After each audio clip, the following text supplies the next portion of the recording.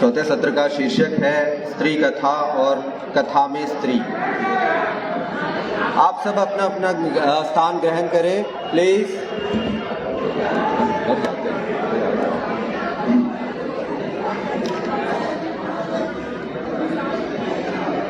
हाँ, बिना किसी विलंब के, क्योंकि अभी बहुत समय हम पीछे चल रहे हैं इस सत्र के, तो मैं सबसे पहले हमारे बीच वीरेंद्र यादव जी है, उन्हें मैं बहुत सम्मान से मंच पर आमंत्रित करता हूं कि वे आए और अपना स्थान ग्रहण करें सत्र में।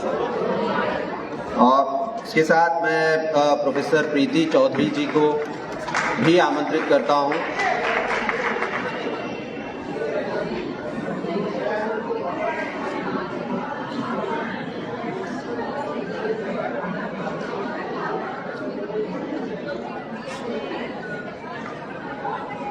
इसके साथ साथ कविता जी और डॉक्टर श्रुति कुमुद जी को भी मैं मंच पर आमंत्रित करता हूं कि वे आए अपना स्थान ग्रहण करें। सर आइए।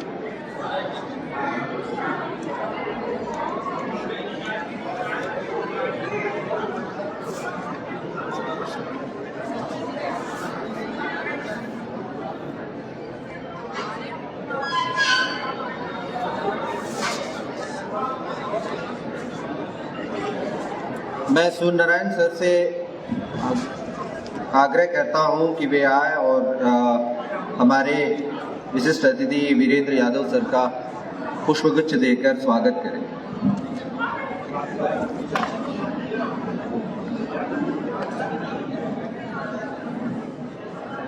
नाम दूसरे दे दिए।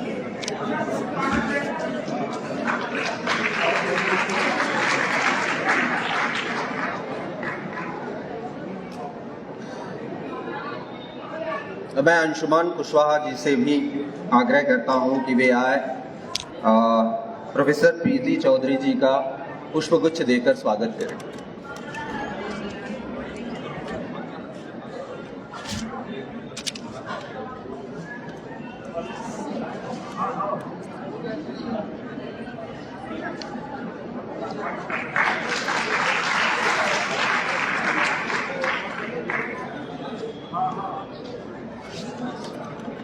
प्रेम शंकर सिंह से अनुरोध करता हूं सीएमपी कॉलेज कि वे आए कविता जी का पुष्पगुच्छ देकर स्वागत करें।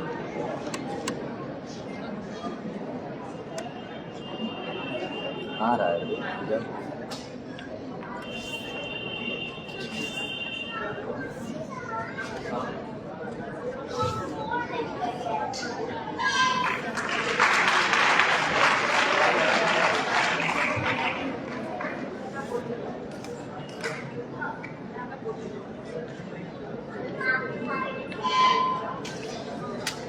एसपीएम कॉलेज से अरविंद यादव जी को मैं आमंत्रित करता हूं कि वे आए और श्रुति कुमुद जी का पुष्पगुच्छ देकर स्वागत करें।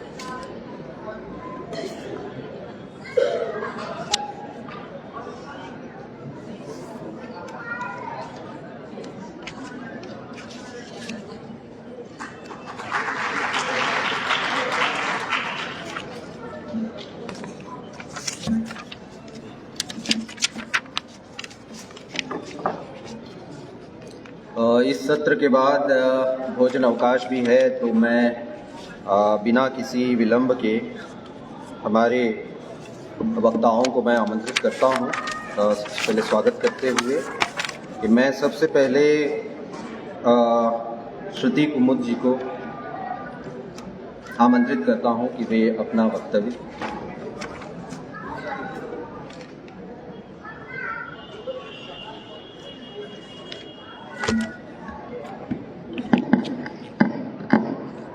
धन्यवाद। आज संगोष्ठी का दूसरा दिन है और यह दूसरा सत्र भी है। इस सत्र की अध्यक्षता कर रहे वरिष्ठ आलोचक वीरेंद्र यादव जी, प्रोफेसर प्रीति चौधरी जी, कथाकार कविता जी और इस सत्र का संचालन कर रहे बंधु। सभागार में सुधा सिंह मैम उपस्थित हैं, लालसा यादव जी, चारू गुप्ता जी, जगदीश्वर सर, राकेश बिहारी जी और तमाम मेरे मित्र हैं और विद्वान लोग हैं, तो सभी मित्रों, अभी पिछले सत्र में कविता जी और ज्योति जी ने बहुत अच्छे सवाल उठाए, मैं सुन रही थी।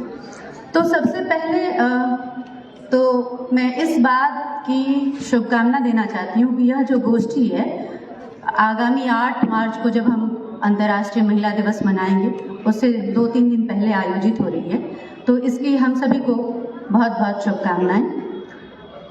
ज्योति जी और स्पेशली कविता जी ने ये सवाल उठाया कि किस तरीके से एक भ्रम जो है वो फैला दिया गया है कि स्त्रियां जो हैं बहुत स्वतंत्र हो चुकी हैं, उनके अधिकारों की पर्याप्त बातें हो चुकी हैं और अब बहुत आवश्यकता रह नहीं गई। लेकिन हम ध्यान देते हैं तो इसकी जमीनी हकीकत कुछ और है। और दूसरी बात उन्होंने एक यह कही कि किस तरीके से इतिहास जो स्त्रियां हैं जो बहुत लंबे समय से तमाम सीमाओं के बाद, समस्याओं के बाद लिख रही थी, लेकिन कितनी चालाकी से उनको दर्ज नहीं किया गया।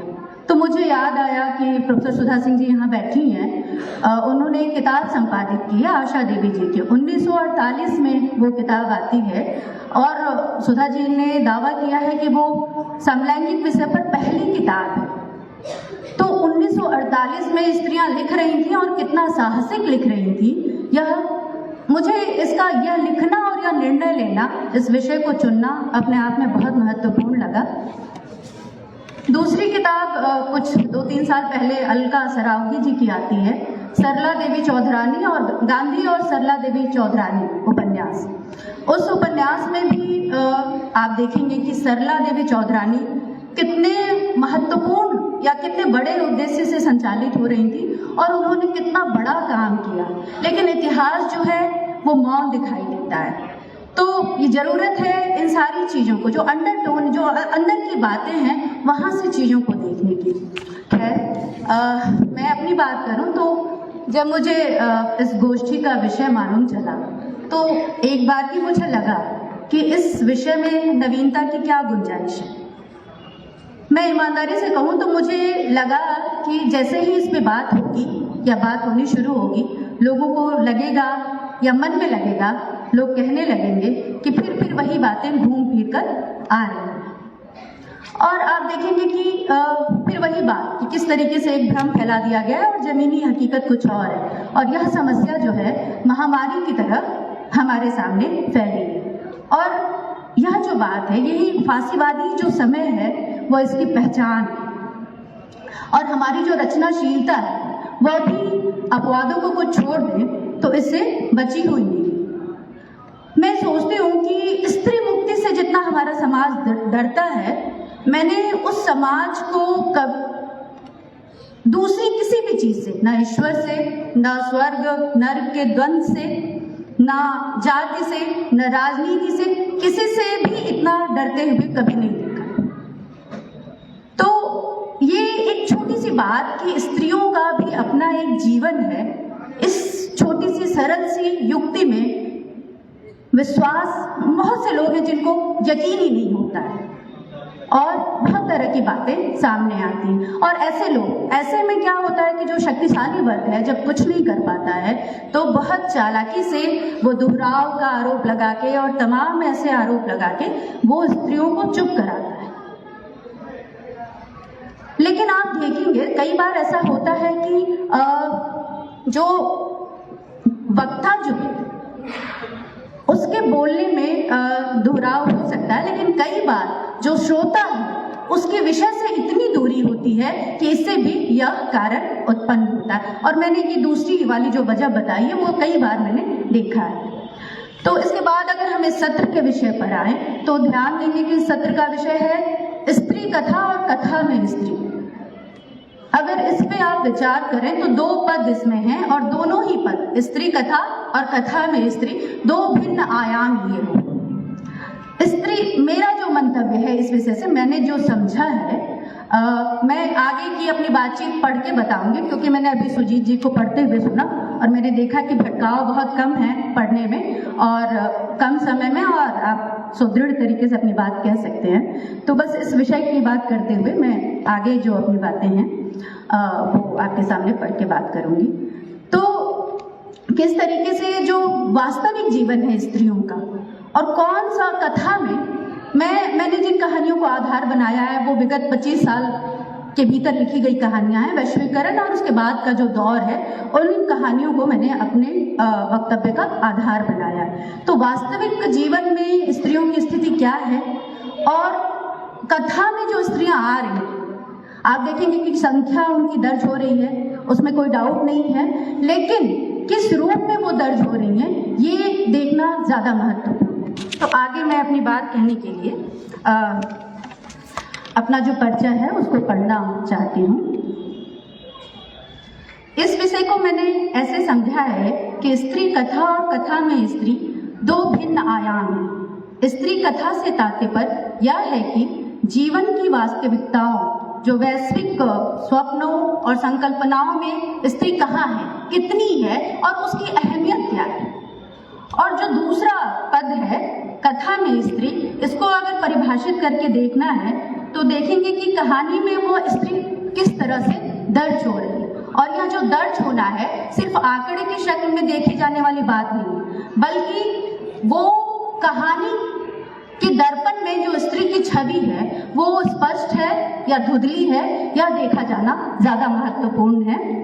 और यह भी देखना कि कहानी के लेंस में जो हाड़ मांस की स्त्री है उसकी समस्याओं का सच्चा निरूपण हमारे कथाकार कर पा रहे हैं या नहीं। कहीं मामला ईर घाट बनाम वीर घाट वाला तो नहीं है ना। जीवन और जीवन से निकलने वाली जो कहानियां हैं अक्सर पेंडुलम के दो छोर की तरह दिखती हैं। एक छोर जीवन और दूसरे पर साहित्य, कहें तो कथा साहित्य। स्त्री की कथा क्या है यह एक बात है, और उस कथा में वास्तविक स्त्री का या आकांक्षी स्त्री का चित्र कैसा है यह बिल्कुल दिगर बात है। तो कहानियों की अगर बात करें और कहानियों में जो निरूपण हुए हैं, कई बार आप देखेंगे कि जो स्त्रियां वहां आ रही हैं वो बहुत कंडीशन्ड स्त्रियां हैं, जबकि हम ये देखते हैं कि कुछ कहानियां जरूर अपनी आंतरिक शक्ति से वो उछाल लेती हैं जिसमें दोनों जो कथाबंध हैं एक दूसरे में प्रतिबिंबित होने लगते हैं, स्त्री कथा और कथा में स्त्री।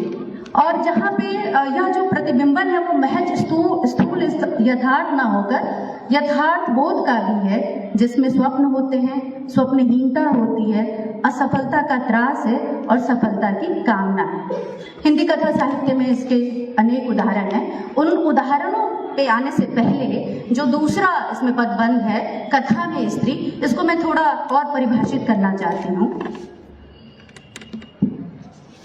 कथा में स्त्री कहते ही स्त्री से जुड़ी बातें जो कही जाती हैं या समझी जाती हैं वो एक तरह से हैं, लेकिन इस पद से रचनाकार का परिचय अधिक मिलता है।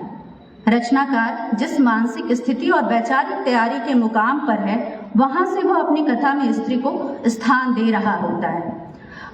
पिछले दिनों आपको याद होगा कि एक film I the great Indian kitchen, और उसका हिंदी में रीमेक इधर बीच हुआ है। तो एक महत्वपूर्ण वेब पत्रिका की संपादक है सौम्या राजेंद्रन, जिन्होंने मैसेज फिल्म के माध्यम से एक महत्वपूर्ण बात कही थी। उस बात को अगर हम विश्लेषित करें तो देखेंगे कि सौम्या जी कहना चाहती हैं कि जो रचनाकार होता है वो अपने समय के का जो रूपांतरण करेगा तभी वो स्वीकृत है, लेकिन अगर वो कोई नई लीक पकड़ता है या कोई नई बात कहने की कोशिश करता है तो उसको बहुत सी चुनौतियों का सामना करना पड़ता है, उसको खारिज हो जाने का संकट उसके सामने खड़ा हो जाता है। तो मैसेज फिल्म की अगर बात करें तो इसकी 3 भाषाओं में, एक तो मूल जो है वो मलयालम में ये फिल्म बनी है, दूसरा तमिल में इसका रीमेक आता है और तीसरा जो है हिंदी में इसका रीमेक आता है। तीनों भाषाओं में इस फिल्म को लेके अलग अलग तरह की प्रतिक्रियाएं हमारे सामने आती हैं। मूल जो मलयालम में बनी है उस फिल्म उस समाज ने बहुत सुंदर तरीके से स्त्री समस्या को, उन दुहराव को, उस दमित स्त्री को जिसके ऊपर तमाम तरह की गुलामी थोप दी गई है, को उससे कनेक्ट करता है, उसको एप्रिसिएट करता है। तमिल भाषी समाज की अगर मैं बात करूं तो वहाँ सीधे सीधे खारिज होने की बात तो नहीं की जा रही है, लेकिन वैसा ही कुछ कुछ मिलता हुआ टोन दिखाई देता है। अगर हम हिंदी की बात करें, अगर आपने वो फिल्म देखी होगी तो आप बहुत अच्छे से समझ सकती हैं कि शक्तिशाली वर्ग जो है उसको खारिज करने की हड़बड़ी में क्यों है। मुझे पर्सनली वो फिल्म जो है ना बहुत गजब की और बहुत पसंद आई थी।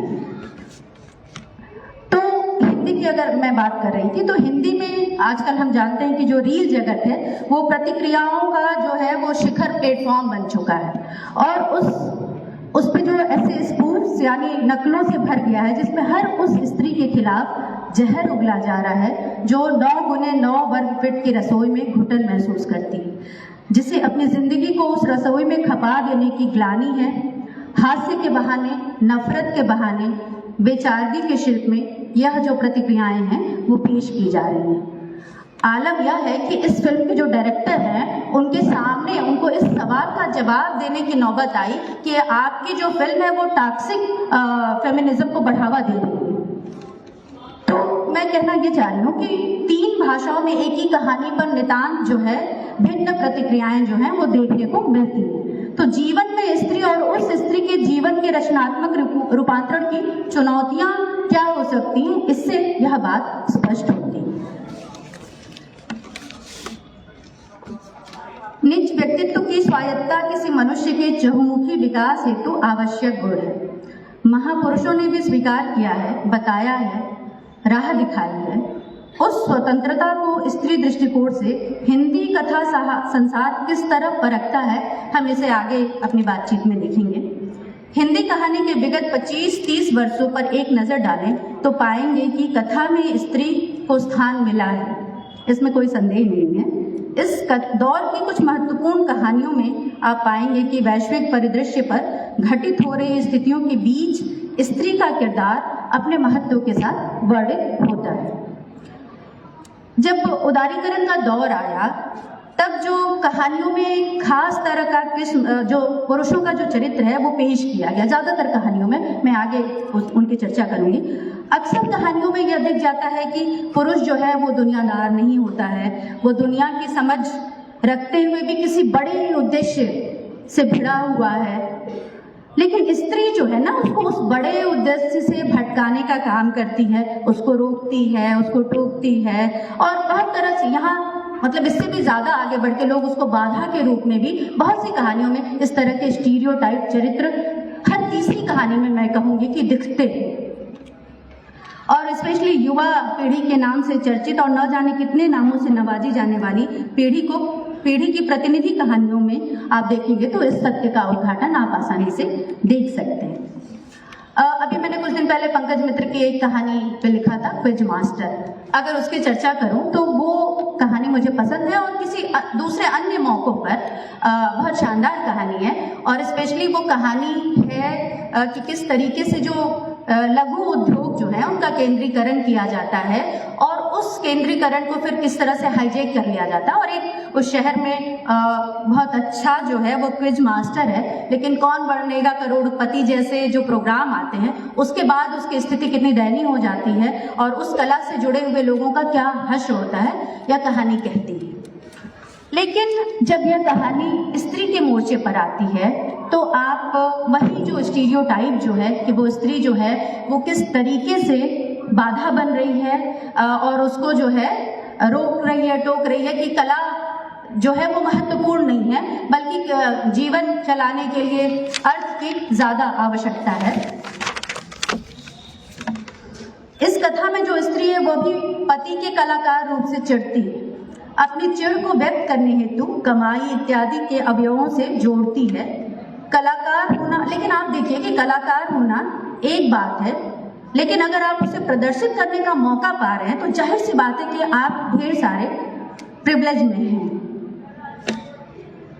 लेकिन भारतीय समाज में एक स्टीरियोटाइप रच दिया गया है कि परिवार में उलझ जाने के बाद पुरुष की जो रचनाशीलता है वो नष्ट हो जाती है। पुरुष जो है वो नून तेल के जुगाड़ में ही उसका जीवन खत्म हो जाता है। यहाँ भी ये भी कहा जाता है कि बीवी के नखरे उठाने में भी उसकी हालत खराब हो जाती है, उसकी रचनाशीलता जो है वो खत्म हो जाती है। और ये कहते हुए हम कभी भी पत्नी नामक किरदार के बारे में संवेदनशीलता से विचार नहीं कर रहे होते। मुझे लगता है कि साहित्य का अगर कोई पहला फर्ज होना चाहिए वो यह कि रूढ़ियों को तोड़े, सिर्फ जो हो रहा है उसी को दर्ज कर देना ही साहित्य नहीं है। आप प्रेमचंद को याद कीजिए, प्रेमचंद साहित्य को मशाल के रूप में देखते हैं। तो एक जो वैकल्पिक संसार है या स्त्रियों का जीवन कैसे आगे बढ़ेगा, इसको लेके भी बहुत सी चीजें दर्ज की जा सकती हैं जो एक इस गैप को कथा, स्त्री कथा और कथा में स्त्री के गैप को बहुत सुंदर तरीके से दर्शाएगी। पुरुष के जीवन में बाधा बनना हिंदी के कहानीकारों को कुछ इस तरह रास आया कि हर तीसरी कहानी इसी तरह के आशयों से भरी मिलती है। मैं यहाँ कुछ चर्चित कहानियों के माध्यम से बताना चाहती हूँ कि किस तरीके से जो भोगवादी दृष्टि को स्त्री के ऊपर जो है मढ़ दिया गया है। इन कहानियों में स्त्रियां जो हैं वो लालच का पुतला बनकर रह जाती हैं। मैं नहीं समझती हूँ कि ये कैसे हुआ, ये बाजारवाद के दबाव में हुआ या रचना संसार के सामाजिक बनावट की वजह से हुआ। इस पे कोई भी निर्णय मैं आप लोगों पे छोड़ती हूँ। दूसरी अगर कहानी की बात करें तो जयनंदन की कहानी है विश्व बाजार का ऊँट। विश्व बाजार का ऊँट वैश्वीकरण के दौर में आई कहानी है और उसको बहुत महिमा मंडित भी किया गया। इसमें एक पिता है जो उसी को सिर्फ एकमात्र उसी को नायकत्व प्रदान है, बाकी जितने भी पात्र हैं वो बहुत खल पात्रों की श्रेणी में आते हैं और बहुत सी बुराइयों से भरे हुए हैं। इसमें जो पिता है वो अपनी स्त्री का जब उसकी बेटी का जब किसी पुरुष से प्रेम शुरू होता है उस समय वो पुरुष जो है अच्छी आर्थिक स्थिति में नहीं है, तो पिता बहुत दबाव बना के उस संबंध को तुड़वा देता है। स्त्री भी किसी वजहों से छोड़ देती है और किसी दूसरे प्रेम में आगे बढ़ चुकी है। लेकिन तब तक जो पहला वाला पुरुष है वो किसी अच्छी सरकारी नौकरी में आ गया है और पिता फिर से अब अपनी स्त्री पे दबाव बना रहा है कि वो पहले प्रेमी के साथ अपना संबंध अच्छा कर ले। और कहानी में इस पिता को बहुत महिमा मंडन भी मिला है। तो यहाँ स्त्री जो है उसी तरह अनिर्णय की शिकार स्त्री जो है वो दिखती है, जो जिसके ऊपर पिता का दबाव है, परिवार का दबाव है और किसी न किसी पुरुष के दबाव से वो संचालित हो रही है। तो जयनंदन की कहानी की मैं बात करी थी, तो उस कहानी में जो पुरुष पात्र है जो कि नायक है को छोड़ दें तो पूरी दुनिया नकारात्मक है। पत्नी, बच्चे, दफ्तर सब किसी साजिश का हिस्सा लगते हैं उसे। और वैश्वीकरण के दौर में ऐसी अनेक कहानियां लिखी गईं जो इस रूढ़ विश्वास को बार बार पुनर्स्थापित करती हैं। उस दौर की कहानियों को आप देखेंगे, चाहे वो उदय प्रकाश की कहानी हो, पाल गोमरा का स्कूटर, जिसके ऊपर बहुत से दबाव हैं, स्कूटर खरीदने के दबाव हैं। ये अलग बात है, ये दिगर बात है कि उसको स्कूटर चलाने नहीं आता है और वो दूसरा आदमी हायर करता है। लेकिन उसके साथ साथ पत्नी का दबाव जो है वो अतिरिक्त दबाव भी उसके ऊपर दिखता है और पत्नी वही दबाव डालते हुए उस कहानी में भी दिखाई देती है। या अखिलेश की कहानी अगली सदी में प्यार का रिहर्सल, जिसमें दो पात्र हैं जो दोनों एक दूसरे को तौल रहे हैं और लड़की जो है फिर से वो खल पात्र की श्रेणी में आ जाती है कि जब सफल नहीं होता है लड़का तो वो फिर उसको छोड़ के आगे बढ़ जाती है। इस तरह कुछ है कहानी में।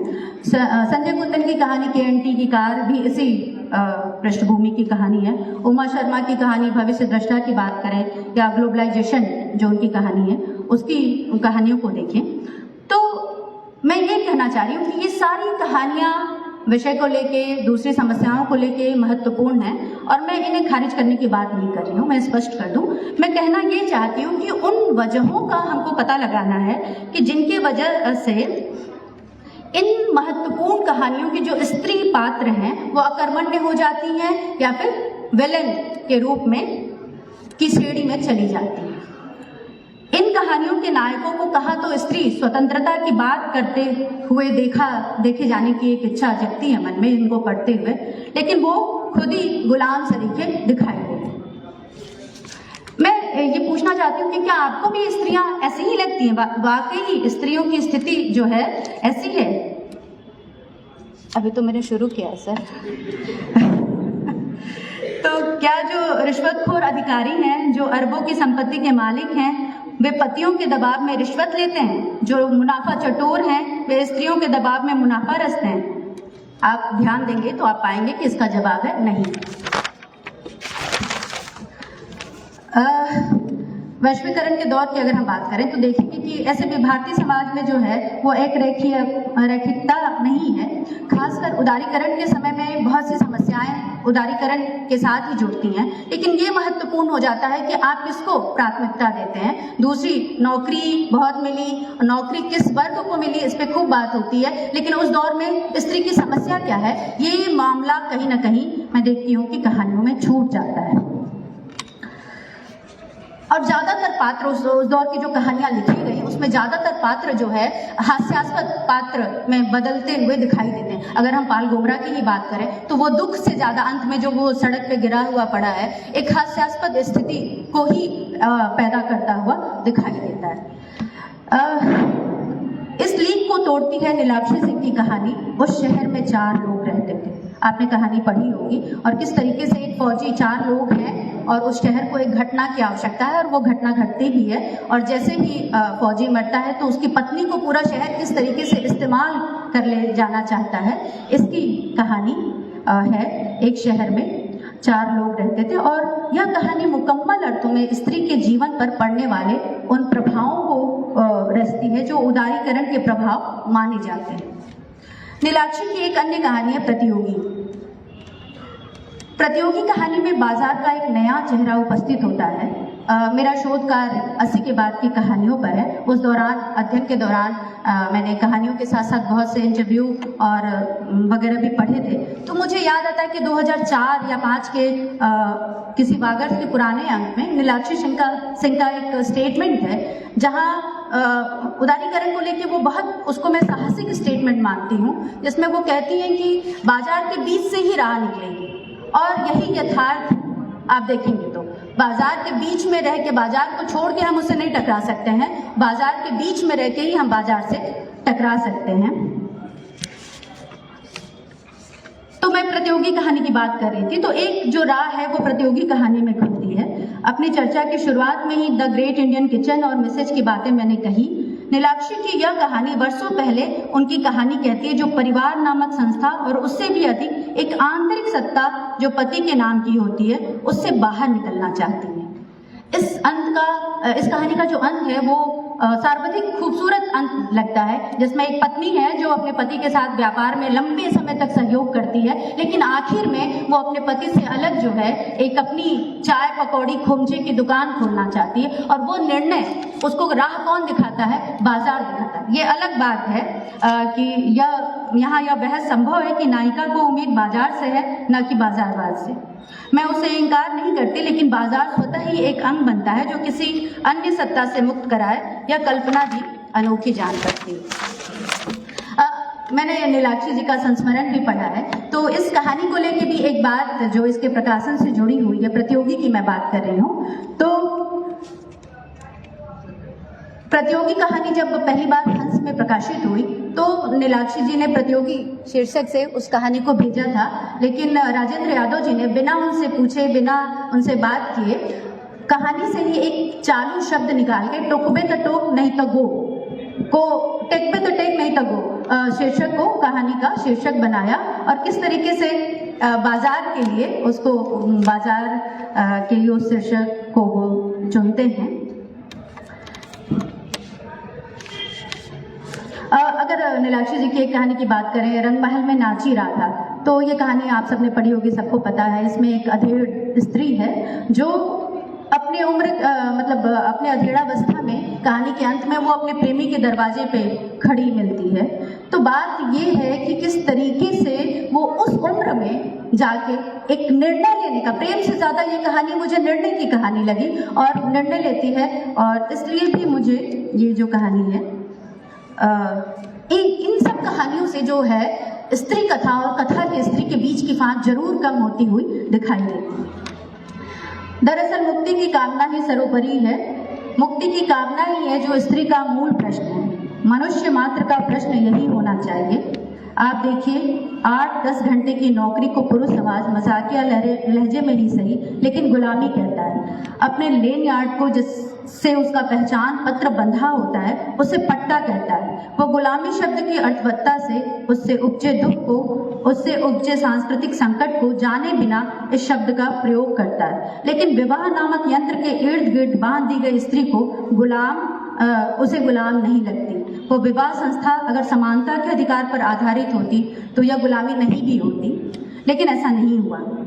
आज अगर स्त्री अपने लिए स्पेस ढूंढती है तो वो बाकी दुनिया के लिए नागवार गुजरती है। यह बात मुक्ति की कामना मात्र से ही व्यापक जो समाज है उसको चिढ़ दिखाई देती है। वह स्त्री को सब कुछ दे देना चाहता है सिवाय स्वतंत्रता के। अगर वो जो स्वतंत्रता है दैहिक स्तर पे हो तब तो एक दूसरे किस्म का कहर हम जानते हैं कि टूट पड़ता है। आप देखेंगे कि 21वीं सदी में भी डायन जैसे विचार को जीवित रखा गया है, तो ये इससे ज़्यादा शर्मनाक बात और क्या होगी। जो साहित्य इस कामना से रचा जाता है वो रचनाकार किस दबाव में लिखते हैं इसका अनुमान भर लगाया जा सकता है। अभी कृष्णा जी की बात हुई और कृष्णा जी की बात हो और मित्रों की बात ना हो तो मामला जो है वो पूरा नहीं होता है। तो मित्रों जैसे अमर वास्तविक चरित्र को पढ़ने के बाद पाठक यह सोचता रह जाता है कि मित्रों के ठिठक जाने को किस तरह से पढ़ें, जो अंत में वो नहीं जाती है अपने प्रेमी के साथ। वह उपन्यास उन चंद रचनाओं में है जो पन्नों पर एक पाठ रचता है और पाठक के मन में अनेक दूसरे पाठ जो है वो तैयार करता है। मैंने इस पर लिखा भी है और किस तरीके से मुझे नहीं लगता है कि जब तक समाज जो है मतान्ध नहीं हो जाएगा तब तक वो इस तर्क को जायज नहीं ठहराया जाना चाहिए। और इसी क्रम में मुझे लवलीन का उपन्यास चक्रवात की याद आती है और बहुत मानीखेज वो उपन्यास लगता है कि कैसे उसके जो पात्र हैं वो उनके जो स्वप्न हैं वो स्पष्ट हैं और उस दिशा में उनके जो प्रयास हैं वो भी बहुत स्पष्टता से दिखाई देते हैं। दुनिया की सारी बाधाओं को धता बताते हुए उन स्वप्न पूर्ति की ओर जो है उनके पात्र जो हैं वो प्रयासरत हैं। इस क्रम में वंदना की एक बहुत महत्वपूर्ण कहानी है शहादत और अतिक्रमण। इसमें जो है पति मर गया है और स्त्री जो है फौजी की स्त्री है वो एक ऐसी घुटन से उबरना चाहती है नायिका जिस पर आज शायद बात करने का साहस ना करें। परिवार की भीतरी घुटन जैसे कम हो कि राष्ट्रवाद की पॉलीथीन से कहानी की नायिका का सर ढकने का प्रयास किया जाता है। पति फौज में रहा है और लड़ते हुए शहीद हो चुका है। पत्नी जो इस कहानी की नायिका है को वैधव्य का दुख है, साथ ही साहचर्य की अनुपस्थिति का भी दुख है, लेकिन उसके सास और बृहद परिवार के अन्य लोगों का नकली दुख उसे बेगाना बनाता है। बृहद परिवार के लोग उस स्त्री का इस्तेमाल करना चाहते हैं। उनकी योजना है कि उसकी फौजी बेटे की मौत का मुआवजा जब पत्नी को मिल जाए, जिसमें पेट्रोल पंप है और बड़ी राशि है, तब इससे निजात पाया जाए। स्त्री यह बात जानती है, वह यह भी जानती है कि सरकार भले ही उसे मुआवजा दे, समाज यह कदापि नहीं संभव होने देगा कि वो उस मुआवजा का वो अपने पक्ष में इस्तेमाल कर पाए। खैर बहुत सी बातें मेरी छूट गई हैं। नीलाक्षी सिंह की एक और कहानी है, कविता जी की कहानी है डर, जिनके मैं चर्चा करना चाहती थी। दूसरी बार मुझे लॉक किया गया है, तो इसलिए बस 2-4 मिनट में मैं अपनी बात को समेट रही हूँ।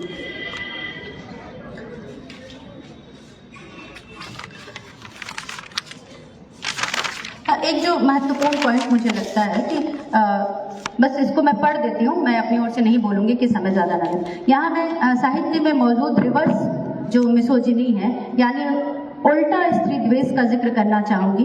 एक तरफ आपने पाया कि जाने अनजाने किस तरह के स्त्री द्वेषों से रचना संसार अटा पड़ा है। दूसरी तरफ यह रिवर्स मिसोजिनी है यानी स्त्री की ऐसी तारीफ जो उसे दूसरे जगत का नागरिक बना दे। रचनाकार पुरुष पात्रों के शारीरिक सौष्ठव पर बात नहीं करता, लेकिन स्त्री सौष्ठव पर बात करने के लिए पेज के पेज खर्च कर देता है। ज्योति जी ने इसका उदाहरण दिया है कविता पढ़ के। लेकिन स्त्री का जिक्र आते ही उसके अंगों की प्रशंसा, उसके अदाओं की प्रशंसा में पन्ने रंग देते हैं। कई रचनाकार तो अब भी 36-24-36 के दर्जे नुमा जुमलों में अपना मोक्ष ढूंढते दिखाई देते हैं। आप राम सजीवन की प्रेम कथा को याद कीजिए, उसकी नायिका का वर्णन उदय प्रकाश करते हैं, उसको आप देखिए। वहाँ ठहर के सोचने पर अजीब लगता है नायिका की नायिका को वो आटे की लोई बनाकर बताते हैं। नर्म होने की उसकी नाजुकता नज़ाकत का वर्णन बहुत शानदार शब्दों के द्वारा किया है।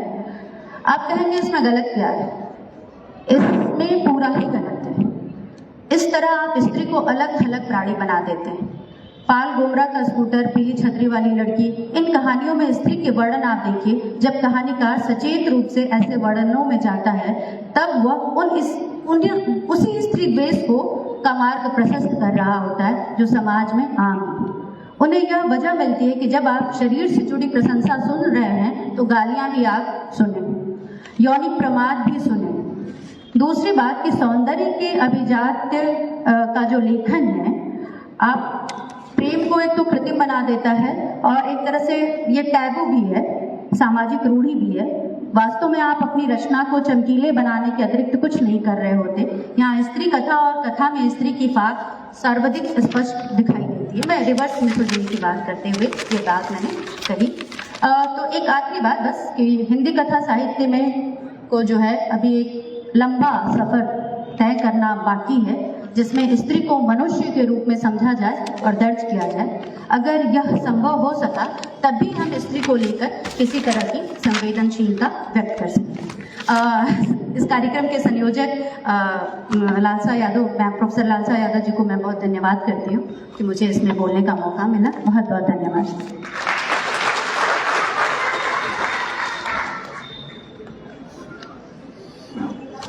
धन्यवाद श्रुति कुमार जी। असल में यह सत्र बहुत देरी से शुरू हुआ है और हमारा जो समय है 2:15 से 2:20 के अंतर्गत हम इसको समाप्त करना है, तो इसीलिए मुझे बार बार आपको रोकना पड़ा। आपने अपनी कहानी को जो है कहानियों को केंद्र में रखकर उसमें स्त्री और स्त्रियों पर पुरुषों के जो पुरुषवादी मानसिकता है उसके बारे में जिक्र किया है। अभी मैं बिना विलंब के अगले वक्ता प्रोफेसर प्रीति चौधरी जी को मैं आमंत्रित करूंगा। ये लखनऊ विश्वविद्यालय में राजनीति विज्ञान में प्रोफेसर हैं। तो आज वे आत्मकथाओं पर बात करेंगी।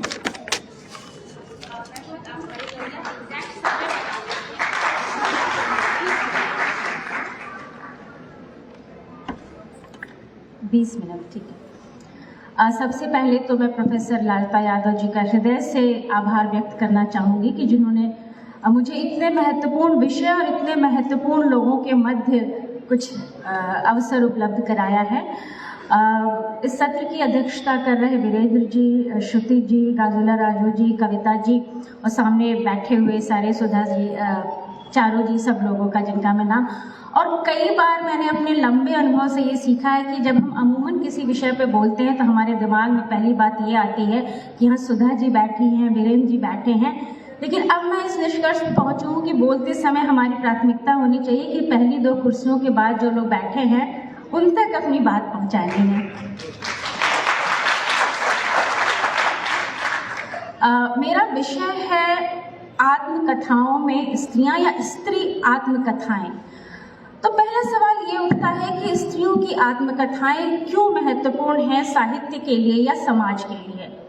आत्मकथा आप सब समझते हैं कि जो अपनी कथा है, और कई बार जब आत्मकथा को अकादमिक दृष्टिकोण से परिभाषित करने की कोशिश की गई तो ये तमाम खतरे जाहिर किए गए कि इसमें आत्ममुग्धता की बहुत संभावना है, एक तरीके से अपने सारे कार्यों को न्याय संगत ठहराने की प्रवृत्ति होती है।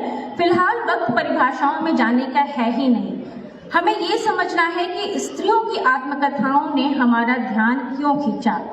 तो ये जो आत्मकथा की परंपरा है, यदि हम इसे माने कि 18वीं सदी से यदि अकादमिक जगत में वेस्ट में शुरू हुई, पश्चिमी परंपरा में शुरू हुई, तो ऐसी कौन सी आत्मकथा आई जिसने बिल्कुल एक साहित्य और अकादमिक जगत की चूल्हे हिला दी।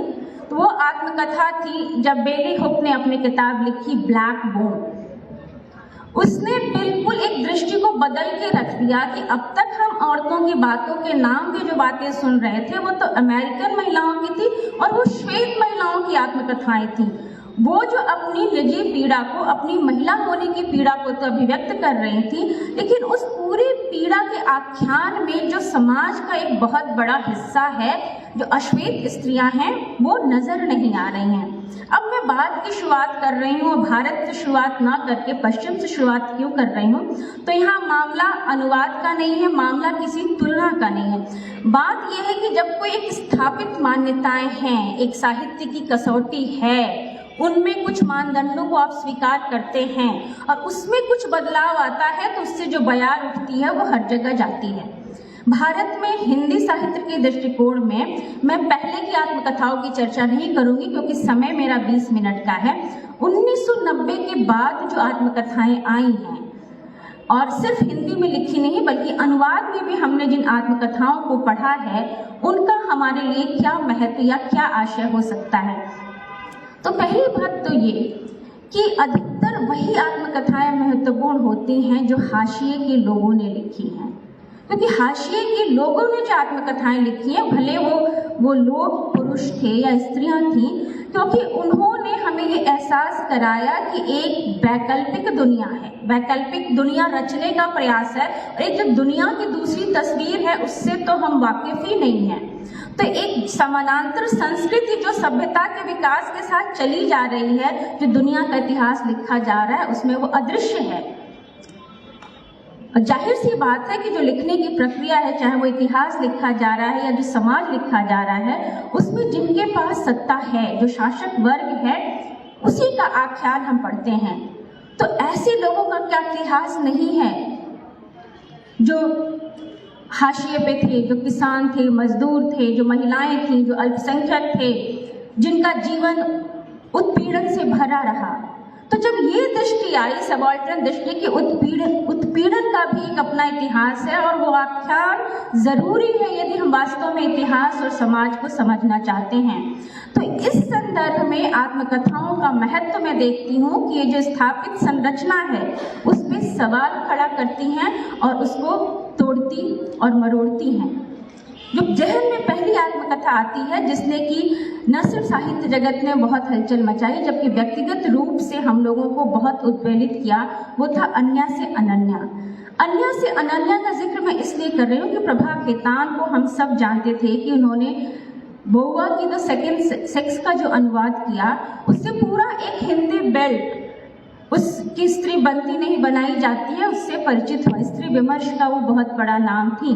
लेकिन जब उनकी आत्मकथा आती है तो हम एक ऐसी स्त्री को देखते हैं जो आर्थिक रूप से न सिर्फ आत्मनिर्भर है, व्यावसायिक बुद्धि उसकी प्रबल है, एक बहुत बड़ा नाम है, लेकिन अपने निजी जीवन में किस तरीके से वो प्रेम के नाम पे कितनी एक कमजोर शख्सियत के रूप में हमारे सामने आती है।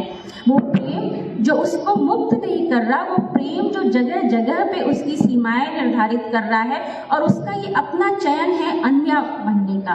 तो जो हमारी अब तक स्त्रीवाद की सैद्धांतिकी थी, जो हम विभिन्न चरणों में पढ़ते हैं, क्योंकि यदि वो स्त्रीवादी चिंतक नहीं होती तो शायद हम उनकी आत्मकथा को उस नजरिए से नहीं पढ़ते, लेकिन उन्होंने स्त्रीवाद का जो पाठ पढ़ाया था उसमें हमें लगा कि ये तो जो आप मानते हैं कि यदि स्त्री एक स्त्रीवादी चेतना से लैस हो जाती है तो वह सिर्फ अपनी मुक्ति नहीं बल्कि दूसरों की भी मुक्ति का पथ प्रशस्त करती है।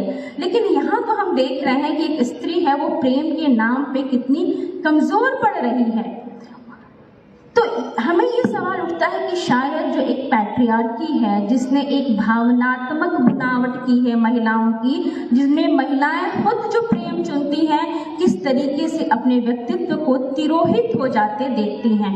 तो ये आत्मकथा हमारे लिए इसलिए बहुत महत्वपूर्ण थी कि जो स्त्रीवादी चिंतन के अपने जो अंतर्विरोध थे, और ये सोचने का विषय है कि ये अंतर्विरोध सिर्फ यहाँ नहीं था। आप सिमोन दे बउआ का भी पढ़ते हैं तो वो अपने प्रेमी साथी के समक्ष कई बार वो बौद्धिक बहसें बराबरी पे करती हैं, लेकिन कई सारे ऐसे अवसर आते हैं, ऐसे मौके आते हैं जब वो बिल्कुल एक स्त्री के रूप में कमजोर पड़ती हैं। तो अगर हम ये कहते हैं कि प्रेम जो स्त्री करती है कमजोर होना या प्रेम के नाम पे अपने आप को दुर्बल बना देना, ये इसको हम किस बौद्धिकता से व्याख्यायित करें या कुछ सवाल, हालांकि ये बड़ी सामान्यीकरण जैसी बात होगी कि बौद्धिकता और तर्क से परे हैं, इनका रिश्ता सीधे सिर्फ भावों में है जिनको आप शब्दों से बयान नहीं कर सकते हैं। आप इससे आगे बढ़े तो गुड़िया भीतर गुड़िया पढ़ते हैं जो मैथिली पुष्पा की आत्मकथा है, उससे आप आगे बढ़ते हैं तो आप रमणिका गुप्ता की आत्मकथा पढ़ते हैं।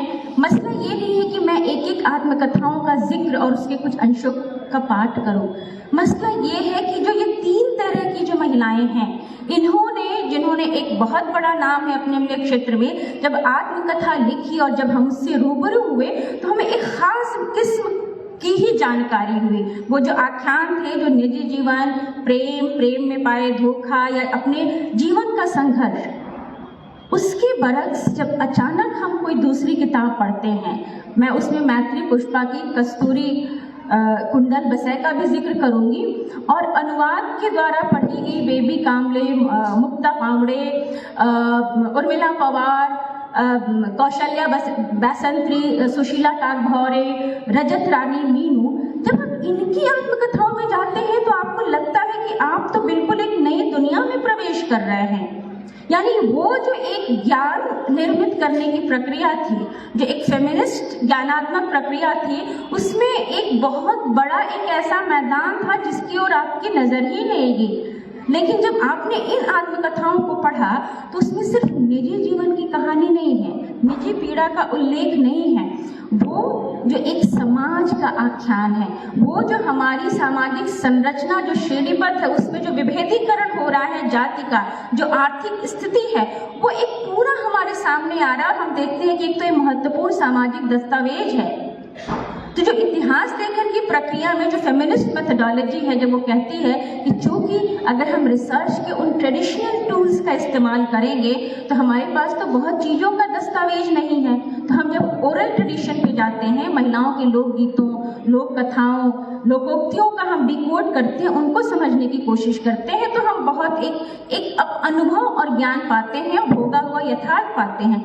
इसी को थोड़ा हम आगे बढ़ाएं तो जो दलित आत्मकथाएं हैं वो ज़्यादा चर्चित इसलिए हुई क्योंकि उनके बारे में कुछ भी लिखा ही नहीं गया था, और जब उन्होंने लिखना शुरू किया तो आप भले साहित्यिक बोध या शिल्प या कला का सवाल उठा, लेकिन माना गया कि ये हमारे समय और पहले के समय को समझने के लिए एक बहुत बड़े सामाजिक दस्तावेज हैं। क्योंकि जब शक्ति संरचनाएं जिनका संज्ञान नहीं ले रही हैं, यदि वो बोलेंगे तो वो न सिर्फ प्रमाणिक होगा बल्कि अनुभव के आधार पे वो जो आख्यान कर रहे हैं, वो कई बार जो हमारी समाज और इतिहास को देखने का नजरिया है, एक जो सामूहिक मनोविज्ञान है, उसको बिल्कुल वो उलट पलट देता है। जब मैं बुंदेलखंड, मुझे जब जाने का अवसर मिला झांसी में, तो मुझे पता है वो रानी लक्ष्मीबाई का बुंदेलखंड है, वो झांसी रानी लक्ष्मीबाई से वाबस्ता है, वृंदालाल वर्मा की ओर थी। लेकिन मैंने एक दिन कोशिश की कि मैं खिल्ली गांव देखने जाऊंगी, मैं उस कॉलेज को देखूंगी जहां मैथिली पुष्पा ने पढ़ाई की। उनकी तमाम साहित्यिक कृतियों के पढ़ने के बावजूद जो संघर्ष है, कस्तूरी का संघर्ष है, वो मुझे बहुत प्रभावित करता है। और मैं एक सिंबल हूँ हम जैसे बहुत सारे लोगों को कि एक पितृसत्तात्मक स्थिति में यदि एक सवर्ण महिला ये तय करती है कि मैं नौकरी करूँगी, मैं अपनी बेटी को पढ़ाऊँगी, और जब वो बेटी को पढ़ने भेजती है तो आपकी जो भी एक पैट्रियार्की की समझ जो आपने किताबों में पढ़ी है कि एक लड़की जब वो अकेले संघर्ष करने निकलती है तो उसको समाज कहीं भी सुरक्षा प्रदान नहीं कर रहा है, वो दूसरे के घर में भी रह रही है तो वो यौन हिंसा का शिकार बनती है। तो जब आप क्राइम ब्यूरो के रिकॉर्ड पढ़ते हैं तो कई बार वो एकदम ड्राई रिकॉर्ड है, लेकिन जब कोई अपनी बात वो आपके सामने कह रहा है तो वो एक व्यक्ति की कहानी है, लेकिन लड़कियां क्यों ड्रॉप आउट रेट ज़्यादा हैं, क्यों लड़कियां हायर एजुकेशन में नहीं दिखती हैं, ये तमाम बातें हैं जो आपको इन कहानियों के माध्यम से पता चलती हैं। और कस्तूरी कुंडल बसै में तो एक तरीके से अस्पष्ट शब्दों में एक समलैंगिक संबंधों का भी जिक्र है, तब उसकी बहुत चर्चा नहीं हुई। जो उनकी माँ है कस्तूरी और उनके साथ जो ग्राम सेविका सहायिका है, कई पन्नों पे ये दर्ज आता है कि जब मैथिली की आंख खुलती है तो वो बिस्तर पे अपनी माँ के साथ नहीं है बल्कि उनकी वो सखी है। तो ये इस आयाम में भी 1990 के बाद के दौर में इस स्त्री यौनिकता का ऐसा चित्रण करना ये एक बहुत बड़ी बात है। हर 10 वर्षों में पूरी जनरेशन बदल जाती है। जब आप याद करिए 1990 का दौर, जब कुछ खास पत्रिकाओं ने एक मुहिम चलाई थी स्त्री विमर्श और दलित विमर्श की, उस दौर में जब ऐसी बातें सामने आ रही थी तो सिर्फ देश का राजनीतिक परिदृश्य नहीं बदल रहा था, हम आर्थिक उदारीकरण की प्रक्रिया से दो चार हो रहे थे और हम राजनीतिक स्तर पे अस्मितावादी राजनीति से रूबरू हो रहे थे। हम देख रहे थे कि पिछड़ी जातियों और दलित जातियों का उभार हो रहा था और वो सत्ता को प्राप्त करने की कोशिश कर रही थी। तो ये जो पूरा सोशल और पॉलिटिकल स्ट्रक्चर बदल रहा है उसका साहित्य से क्या रिश्ता है और उसकी अभिव्यक्ति कैसे हो रही है। 1990 के बाद में हमने देखा कि यहाँ पॉलिटिकल पावर तो आई, खासतौर से उत्तर प्रदेश के संदर्भ में, लेकिन दलित आत्मकथाओं के नाम पे हमें बहुत सारे दलित पुरुषों की आत्मकथाएं मिली। जूठा नाई, मेरा बचपन मेरे कंधों पे, सूरजपाल चौहान की एक लंबी फहरिस्त थी। लेकिन हम इंतजार करते रहे 5 साल 10 साल बाद किसी दलित महिला की आत्मकथा उस रूप में आए जिस रूप में मराठी महिलाएं लिख रही थी। और मराठी महिलाओं का जब आप अनुवाद के माध्यम से या अंग्रेजी या मराठी में जब आप पढ़ते हैं तो आपको लगता है कि पूरे परिक्षेत्र में जो राजनीतिक एम्पावरमेंट हुआ है वो साहित्य में उस तरीके से आंदोलन बन के नहीं गया, बल्कि उन क्षेत्रों में जहां वो पॉलिटिकल एम्पावरमेंट नहीं है लेकिन साहित्यिक, सामाजिक और सांस्कृतिक स्तर पे वो जो चेतना है, यहाँ पे जो मैं तर्क ये कहना चाह रही हूँ कि जब हम स्त्रीवाद या स्त्री विमर्श की बात करते हैं तो स्वाभाविक रूप से जो एक आंदोलन की बात है, जो स्त्रीवादी आंदोलन है, उससे वो गहरा जुड़ाव रखता है।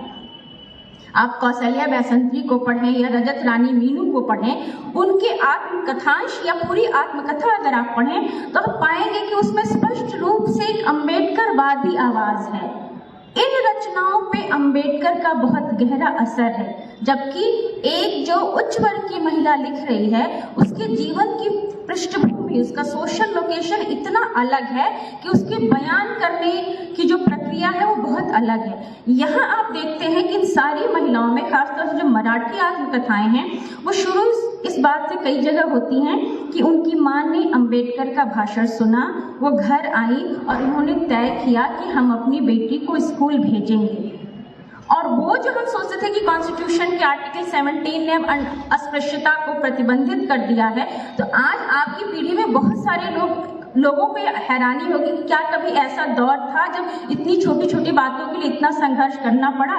तो यदि आप उन आत्मकथाओं को पढ़ें, खासतौर से बेबी कामले की आत्मकथा को पढ़ें या उर्मिला पवार की जो आत्मकथा है आयदान, जिनका हिंदी अनुवाद हर पुस्तक मेले में बहुत बिकता है, तो आप पाएंगे कितनी मामूली बात कि स्कूल में पढ़ने जा रहे हैं और बरामदे में बैठना है और स्कूल मास्टर कहते हैं कि चल के आप झाड़ू लगाइए, आपको पूरा मैदान साफ करना है। ये आप ओम प्रकाश वाल्मीकि की आत्मकथा में पाते हैं, लेकिन स्त्री आत्मकथा में आपको जो मराठी में आत्मकथाएं हैं इसमें बार बार इस बात का दोहराव आता है। तो अभी पहले के सत्र में जो बात हो रही थी कि पर्सनल इज पॉलिटिकल, तो जो सेकेंड वेव फेमिनिज्म का ये जो नारा है, आज हम फोर्थ वेव और तमाम आगे की बात करते हैं, लेकिन अभी भी जब अभिव्यक्ति का स्तर है कि क्यों एक जैसी बातें हो रही है, एक जैसी कविताएं हैं, अरे कौन ये फेसबुक पे कविता लिखने वालों को पढ़ेगा, ये सारी औरतों का तो एक ही रोना है, एक जैसी बातें लिख रही हैं। तो सवाल ये है कि सारी औरतें अगर एक जैसी बातें लिख रही हैं तो क्यों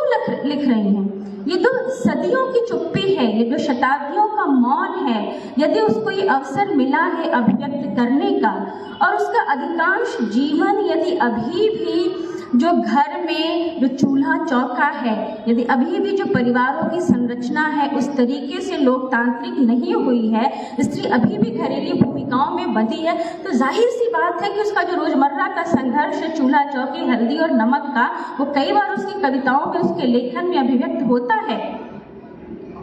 हम उसे भले नकार दें, हम उसे माने कि इसका कोई साहित्यिक अवदान क्या है। कई बार जब हम लोग एक अपना अनुभव निजी लिख रहे हैं, इसकी कोई यूनिवर्सल अपील नहीं है, तो बात ये है कि जो हम निजी अनुभव लिख रहे हैं उसका क्या कोई सार्वभौमिक मूल्य उसमें है कि नहीं है। यदि उसमें समानता की आकांक्षा है, यदि उसमें न्याय की चेतना है, तो it is an universal value, ये एक सार्वभौमिक मूल्य है। ये स्त्री और पुरुष के उस मूल संबंधों को जो अंततः शक्ति संरचना पे निर्भर है। आप जब प्रेम में होते हैं, एक कई बार मुझे एक बहुत ही सुंदर आत्मकथा याद आ गई, जिसका अच्छा हुआ मैंने उसको बोला नहीं, मैं उसका जिक्र करना चाहूँगी।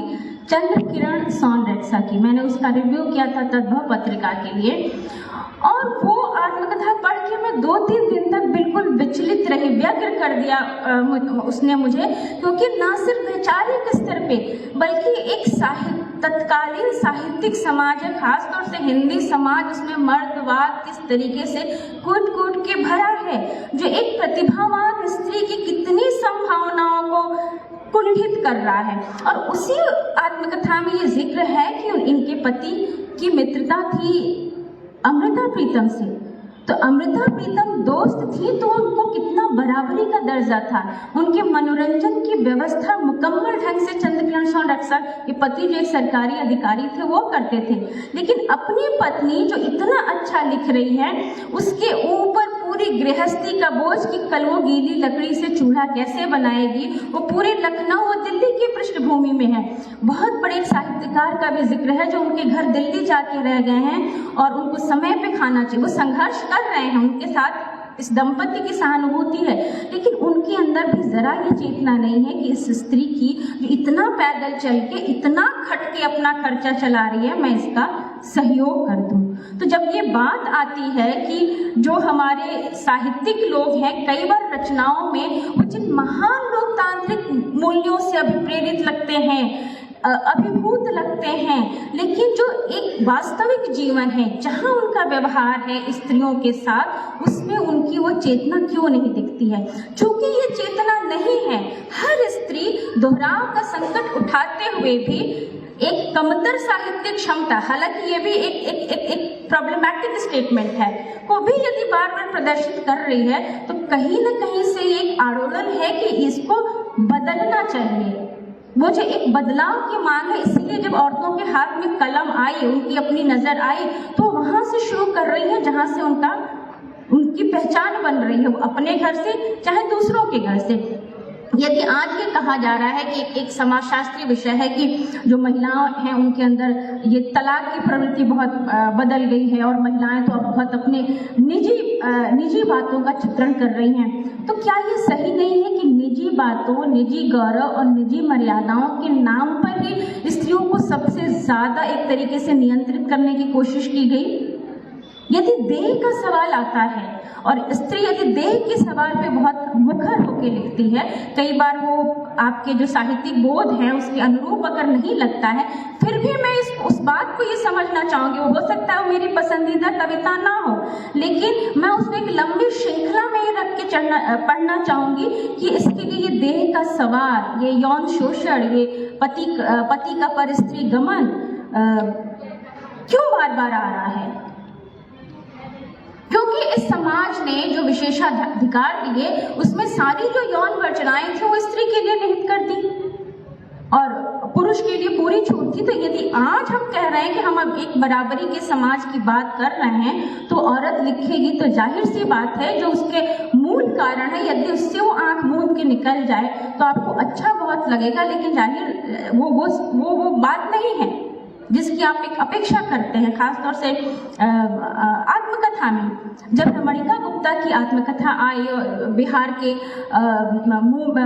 किसानों के मूवमेंट में उनका कितना बड़ा योगदान था, तो आप देखिए कि उस पर भी उन्होंने बहुत खुल के, मे भी आप कई बार उसको बैड इन टेस्ट जिसको बोला जाता है, कई ऐसे मौके आप पा सकते हैं, लेकिन एक आंदोलन के अंदर के जो विरोधाभास है, तो फिर आप बेचैन होते हैं कि क्या अंततः एक स्त्री सिर्फ स्त्री के रूप में ही रिड्यूस हो जाती है? मैं व्यक्तिगत स्तर पे निरर्थकता बोध से घिरी हुई हूँ। मे भी इतनी कविताएं हैं कि एक संकलन लाया जाए, लेकिन इच्छा नहीं होती है, क्योंकि मैं जिस तरीके से समाज को, विश्वविद्यालयों को, लोगों को जिस तरीके से डे टू डे लाइफ में देखे, ठीक है एक संकलन आ गया, वो अचीवमेंट हो गई, लेकिन क्या वास्तव में हम उसी समाज की ओर बढ़ रहे हैं जैसा समाज आकांक्षित है? क्या वास्तव में एक गरिमापूर्ण ढंग से एक स्त्री को वैसा अवसर मिल रहा है जो वो डिजर्व करती है? ये सवाल सुनने में बड़े हल्के हो सकते हैं और जो बहुत कामयाब या बहुत सफल स्त्रियां हैं, उनके खिलाफ ऐसा कुछ नहीं कहा जा रहा है। लेकिन सवाल ये है कि जब स्त्री अपना बोगा लिखती है और दुनिया की सारी स्त्रियां, बहुत सक्सेसफुल स्त्रियां, जो स्त्रियां प्रशासन में हैं, अगर वो भी लिखना शुरू कर दें तो बहुत सारा जो हमारे समाज का जो सुंदर चेहरा है वो सामने आएगा। तो हो सकता है वो आपको बुरा लगे, लेकिन अंततः में भी वो आपको बेचैन करे और एक बड़े स्तर पे आपको बदलाव की ओर ले चले। क्योंकि कई बार जो कुरूप होता है, जो विद्रूप होता है, जो असुंदर होता है, हो सकता है बदलाव की सारी संभावनाएं उसी में निहित हो। बहुत धन्यवाद।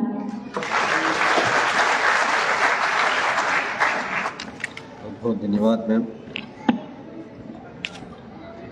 मैं इंतज़ार कर रहा था कि इस पूरे संगोष्ठी में दलित आदिवासी कथा और आत्मकथा, कहानियाँ, उपन्यास, इन पर चर्चा होगी, कोई ना कोई बात करेगा। तो तथा मैंने प्रीति चौधरी मैम से सुना और बहुत अच्छा लगा।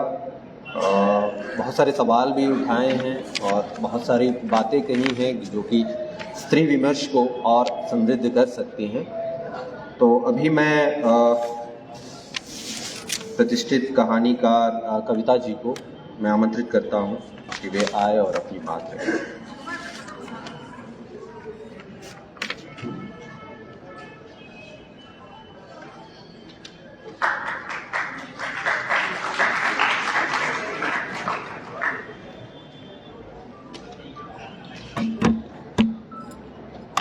नमस्कार। मैं बिना किसी पूर्व भूमिका के अपना लिखित पर्चा जो हिंदी कहानी में स्त्री पर है पढ़ना चाहूँगी। कल उद्घाटन सत्र में जया जी ने स्त्री जीवन में प्रेम की जरूरत को रेखांकित करते हुए अपनी बात शुरू की थी। मैं अपनी बात वहीं से शुरू करना चाहती हूँ। पुरुष प्रेम के बारे में लिखते हैं पर स्त्रियाँ प्रेम को जीती हैं। अधिकतर पुरुषों का पता है कि प्रेम पाना क्या होता है, क्योंकि उन्हें प्रेम मिलता रहता है। वहीं दूसरी ओर स्त्रियां अक्सर प्रेम पाने की उम्मीद में तरसती हैं। उन्हें प्रेम मिलता नहीं, बल्कि उनसे अक्सर प्रेम देने की उम्मीद की जाती है। ये पंक्तियां बेलू हुक्स के ऑल ओवर फिल्म के एक छोटे से हिस्से का अनुवाद है। एक स्त्री की खातिर प्रेम और उसकी स्वाधीनता दोनों जितने सुर विरोधी शब्द हैं, उसमें ही ज़्यादा उसके जीवन के लिए पूरक और मानक आधार भी। इसे आप उनका सपना या यूटोपिया भी कह सकते हैं।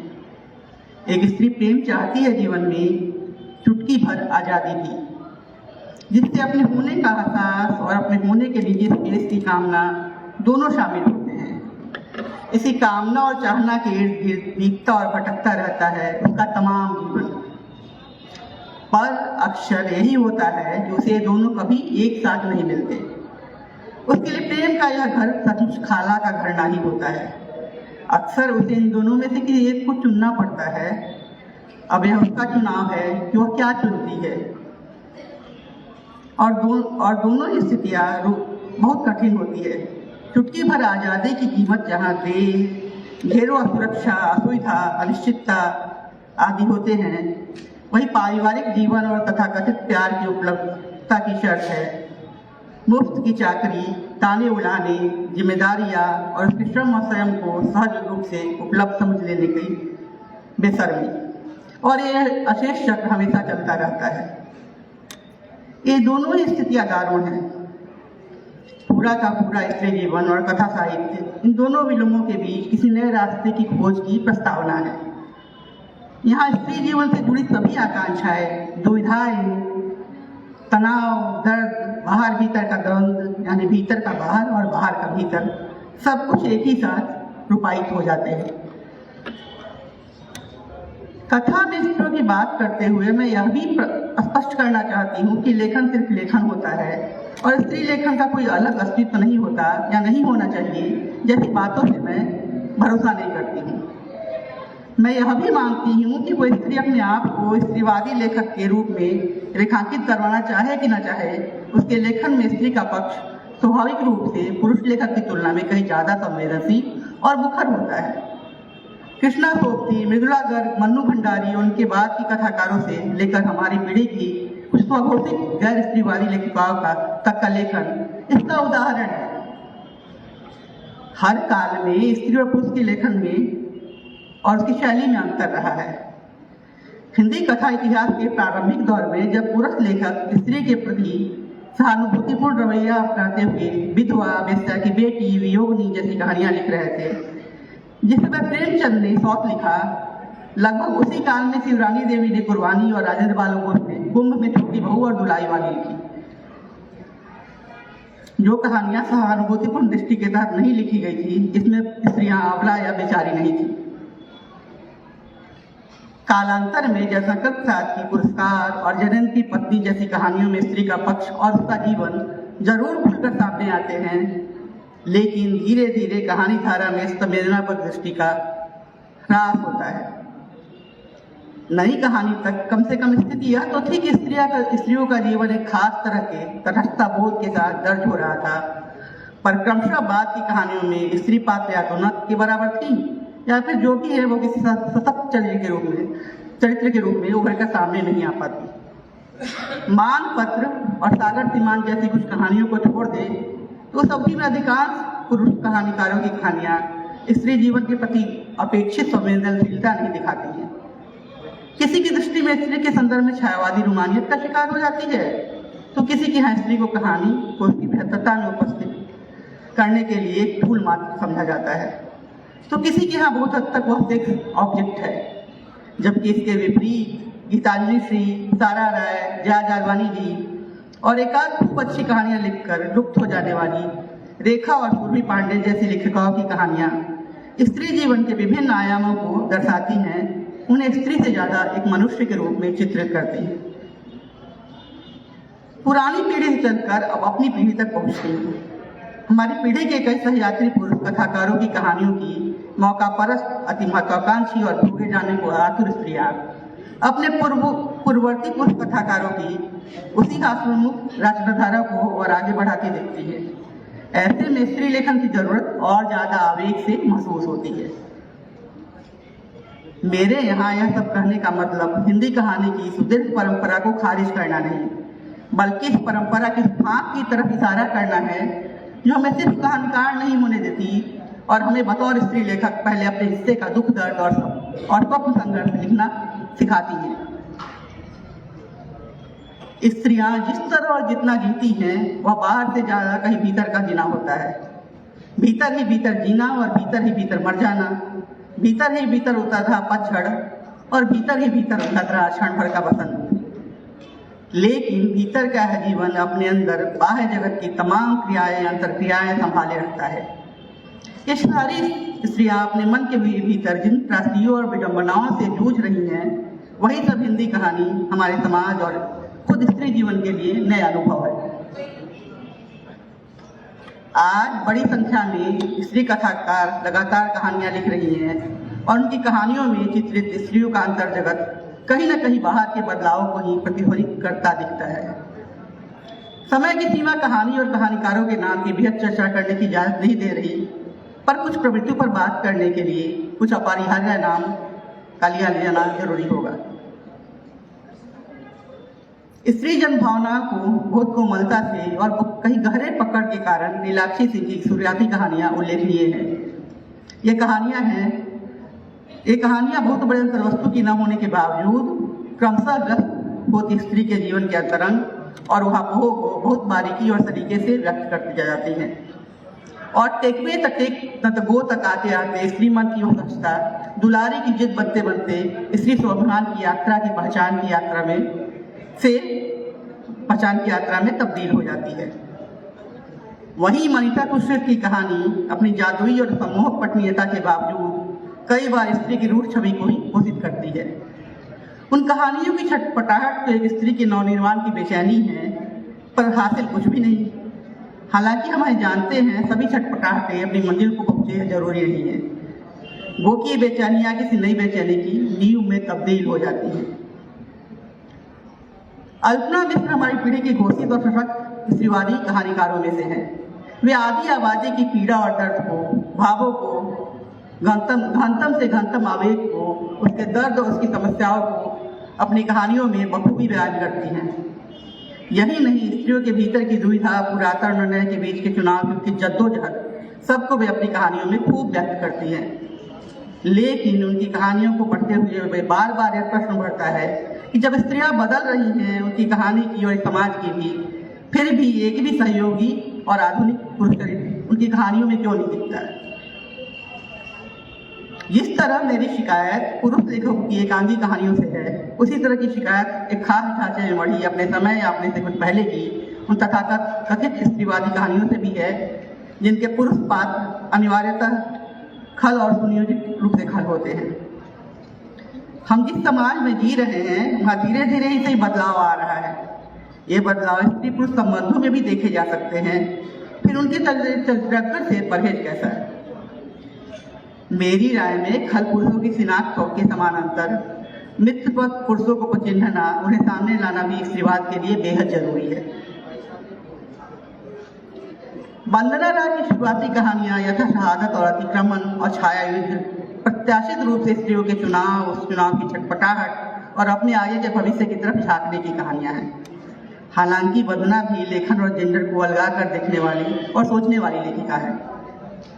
यहाँ बात उनकी कहानी छाया युद्ध की। इस कहानी के पात्र उनके अंतर संबंध न सिर्फ रिश्तों की पारंपरिक परिभाषाओं को नकारते हैं और उसे अतिक्रमित करते हैं, बल्कि समय और समाज में दिख रहे बदलावों के अनुरूप स्त्री के अपनापन और साझेपन को भी रेखांकित करते हैं। प्रत्यक्षा से मुझे हल्की सी एक शिकायत हमेशा रही। शिल्प और वर्णन यहाँ बहुत है, लेकिन कहानियां और चरित्र बेहद कम। पर प्रत्यक्षा की कहानी दिल, दो लड़कियां और एक इतना सा नस्तर मेरी शिकायत का जैसे जवाब बनकर आती है।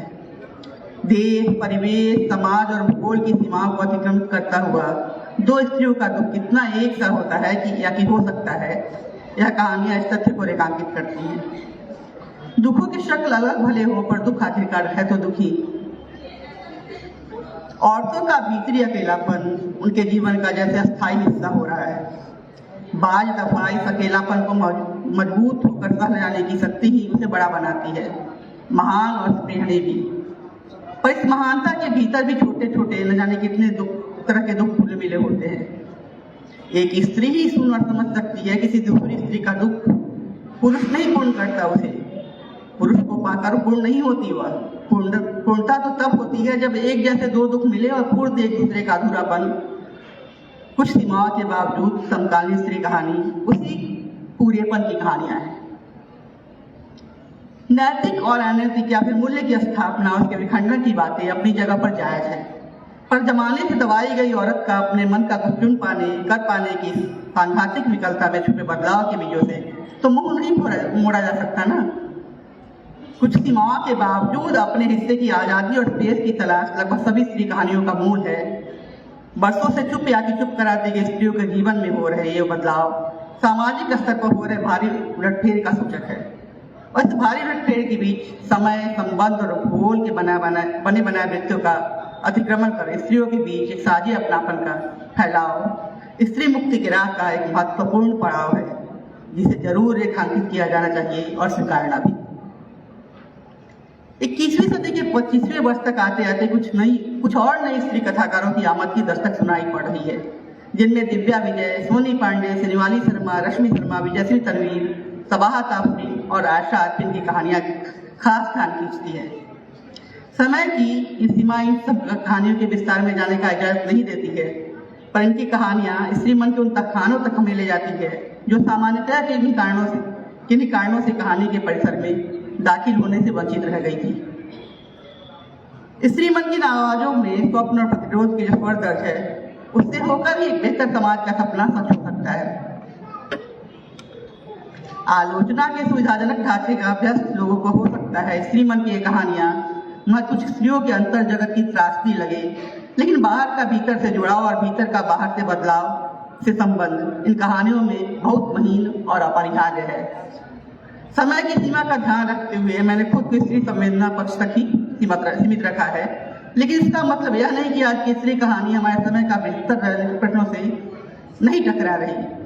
मेरा मानना है कि समकालीन कहानी संदर्भ में सांप्रदायिक और राजनीतिक प्रश्नों में पर भी चर्चा स्त्री कहानी के बिना मुकम्मल नहीं हो सकती। लेकिन मुझे अफसोस के साथ कहना पड़ रहा है कि बिना स्त्री कहानी को गंभीरता से पढ़े उसे खारिज करने वाली एक प्रतिष्ठात्मक कथालोचना की धारा भी लगातार सक्रिय है।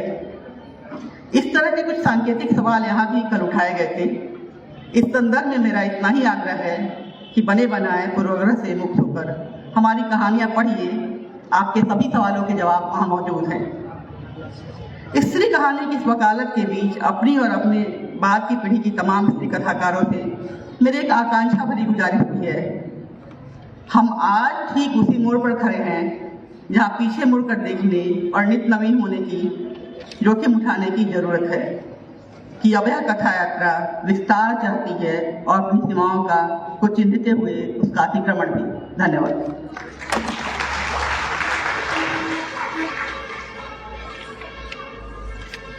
बहुत बहुत धन्यवाद मैम। अभी इस सत्र के अध्यक्षता कर रहे वरिष्ठ कथालोचक वीरेंद्र यादव जी को मैं आमंत्रित करता हूं कि वे अपना अध्यक्षीय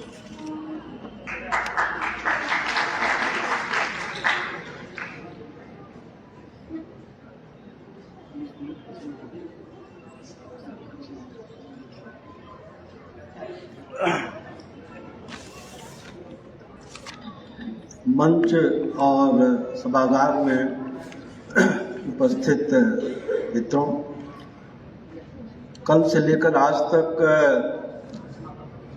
हिंदी कथा साहित्य, कविता और अन्य विधाओं में स्त्री की क्या स्थिति है, इस पर विस्तृत चर्चा हुई। और हम लोग एक जिसे कहा जाए कि अंतर्राष्ट्रीय स्त्री दिवस, महिला दिवस के उस सप्ताह में है। तो इस सप्ताह की शुरुआत यानी संकल्पना जो अंतर्राष्ट्रीय महिला दिवस की हुई थी वो 1910 में क्लारा जेटकिन ने की थी। और जिस वर्ष क्लारा जेटकिन ये संकल्पना कर रही थी उसी वर्ष प्रेमचंद ने एक कहानी लिखी थी, बड़े घर की बेटी। तो बड़े घर की बेटी कहानी में प्रेमचंद ने एक संयुक्त परिवार का आदर्श प्रस्तुत किया था। और यानी कि जो पितृसत्ता है, जो वर्णाश्रमी व्यवस्था है, जो मनुवाद है, उसने जो पितृसत्ता की रचना की थी, जो परिवार की जिस तरह से रचना की थी, कहा जा सकता है कि वो कहानी उसके पक्ष में जाती है। लेकिन फिर बाद में 1927 में बाबा साहब अम्बेडकर ने मनुस्मृति को जलाया, यानी पितृसत्ता को वैधता जहाँ से मिलती थी उस मनुस्मृति को बाबा साहब अम्बेडकर ने जलाया। और फिर 1932 में प्रेमचंद ने एक कहानी लिखी, बेटों वाली विधवा। हिंदी साहित्य में संभवतः वो पहली कहानी थी जिसमें मनुस्मृति को प्रश्नांकित किया था प्रेमचंद ने। यानी कि घर के मुखिया के मरने के बाद माँ और बेटे के संवाद के माध्यम से, यानी कि बेटा माँ से कहता है कि पिता की मृत्यु के बाद माँ का अधिकार सिर्फ खाने और कपड़े का होता है, बाकी संपत्ति तो बेटों के पास जाती है। माँ कहती है कि ये कानून किसने बनाया? बेटा कहता है ये कानून ऋषि मुनियों ने बनाया, मनु ने बनाया। तो कुछ और बातों के बाद माँ कहती है आग लगे इस कानून में। अब मनुस्मृति को लेकर के प्रेमचंद ने 1932 में ये लिखा कि आग लगे इस कानून में। और इसी के आसपास उन्होंने गबन उपन्यास जो लिखा, गबन उपन्यास में भी माँ और बेटे के बीच में इसी तरह का संवाद है। और उस संवाद की फलश्रुति होती है परिवार के बारे में, यानी कि माँ कहती है, माँ बेटे से यही लगभग यही संवाद है। फिर माँ एक तरह से उद्बोधन कहती है अपने मन में, उसके उद्गार हैं। वो कहती है अगर मेरी आवाज़ सारी स्त्रियों तक पहुँच पाती तो मैं कहती कि ऐसे परिवार, ऐसी जगह विवाह न करो जहाँ परिवार, यानी कि जहाँ पति हो एकल वहां करो, और तुम ये न समझो कि किसी परिवार में अगर ब्याही हुई हो तो उसकी संपत्ति पर तुम्हारा अधिकार है। तो यानी कि एक जिसे कहा जाए कि परिवार जो संस्था है, उस परिवार संस्था को प्रेमचंद ने प्रश्नांकित किया था। तो जब हम प्रेमचंद की चर्चा करते हैं, यानी कि हिंदी कहानी का जो एक हिंदी कथा साहित्य का जो एक शुरुआती दौर है, यहाँ पर बात कहानी की हुई या कथाओं की हुई, लेकिन उपन्यासों की चर्चा हुई नहीं। लेकिन प्रेमचंद के सारे उपन्यास, सेवा सदन से लेकर के गोदांतर और उनकी कहानियाँ भी, यानी कि बिना स्त्री की उपस्थित के उनकी कहानियाँ या उनके उपन्यास संभव नहीं है। लेकिन सवाल ये है कि वो दृष्टि क्या है। तो वो दृष्टि ये है, प्रेमचंद के साथ अक्सर कह दिया जाता है कि प्रेमचंद जो है यौनिकता का सवाल नहीं उठाते। तो प्रेमचंद की यौनिकता के सवाल को उन्होंने अपनी कहानियों में ही उठाया है, और कई कहानियां हैं। अब यहाँ पर सारी कहानियों या कई कहानियों का उल्लेख तो नहीं हो सकता। मैं एक कहानी, यानी एक नरक का मार्ग कहानी 1925 में उन्होंने लिखी थी। उसमें एक स्त्री पात्र का कथन है, स्त्री सब कुछ सह सकती है, दारुण से दारुण दुख, बड़े से बड़ा संकट, मगर नहीं सह सकती तो अपने यौवन की उमंगों का कुचला जाना। ये स्त्री पात्र कहती है। और अगर निर्मला उपन्यास को आप देखें और उस पर विचार करें, तो निर्मला उपन्यास में भी एक संश्लिष्ट ढंग से यौनिकता के मुद्दे को प्रेमचंद ने उठाया है। यानी कि निर्मला एक बढ़ी हुई उम्र के व्यक्ति से ब्याही जाती है, और उसकी जो पहली पत्नी का बेटा है वो समवयस्क है। तो निर्मला को उस समवयस्क जो सौतेला बेटा है, उस बेटे की जो एक संगत में, उसके साथ में, उससे संवाद में एक सुख का अनुभव होता है। तो उससे पढ़ने का एक बहाना बनाती है जिससे उसकी संगत मिले। और फिर उस उपन्यास में निर्मला के माध्यम से जो प्रेमचंद कहलाते हैं वो ये है कि जब वो मेरे पास आकर बैठ जाता तो मैं अपने को भूल जाती थी। जी चाहता था वो हरदम सामने बैठा रहे और मैं देखा करूं। मेरे मन में पाप का लेश भी नहीं था। अगर एक क्षण के लिए भी मैंने उसकी ओर किसी और भाव से देखा हो कि मेरी आंखें फूट जाएं। पर न जाने क्यों उसे अपने पास देखकर मेरा हृदय फूला न समाता था। इसीलिए मैंने पढ़ने का स्वांग रचा, नहीं तो वो घर में आता ही न था। यह मैं जानती हूँ, यह बहुत ध्यान देने वाली पंक्ति है, यह मैं जानती हूँ कि अगर उसके मन में पाप होता तो मैं उसके लिए सब कुछ कर सकती थी। लेकिन ये सब कुछ कर सकना क्यों कर सकती थी? आगे की पंक्ति है कि मनुष्य की प्रकृति को, निर्मला ही कहती है कि मनुष्य की प्रकृति को तो कोई बदल नहीं सकता। तू ही बता, एक 50 वर्ष के मर्द से तेरा विवाह हो जाए तो तू क्या करेगी?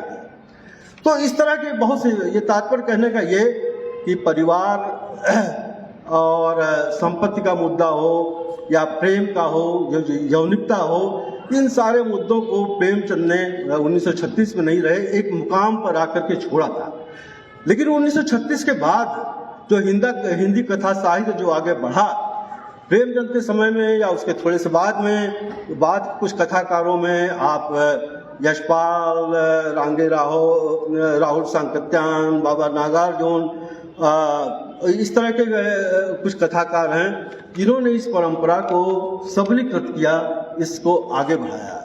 लेकिन जब हिंदी कथा साहित्य में जिसे कहा जाए कि मध्य वर्ग के पात्र, मध्य वर्ग का कथ्य आना शुरू हुआ प्रेमचंद के समय में भी और उसके बाद के उस दौर में भी, तो क्या सुलूक हुआ? यानी कि प्रेमचंद ने जहाँ कथा साहित्य को छोड़ा था, उस कथा साहित्य की यह परंपरा जो कि पुत्र सत्ता का प्रश्नांकित कर रही थी, जो मनुस्मृति का प्रश्नांकित कर रही थी, जो हिंदू धर्म का एक दमनकारी स्वरूप है, जो उसका प्रश्नांकन कर रही थी, क्या ये परंपरा आगे बढ़ी?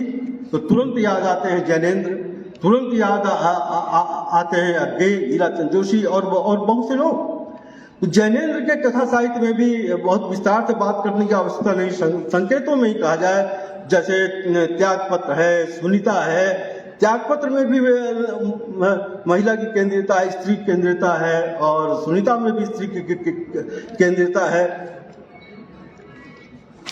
तो इन उपन्यासों में, खासकर त्यागपत्र में, स्त्री की सफरिंग है, स्त्री की पीड़ा है। और मृणाल जो है अपने पति का परिवार उसे छोड़ना पड़ता है और छोड़ती है, और एक कोयले वाले के साथ जो है वो आश्रय मिलता है, वहां जाती है।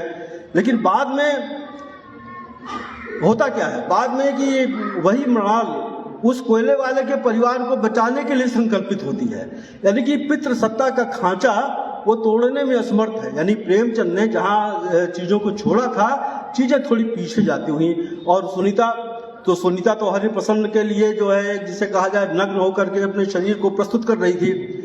और जैनेन्द्र का बाद में नदी के द्वीप के उपन्यास में रेखा ने भी वही किया।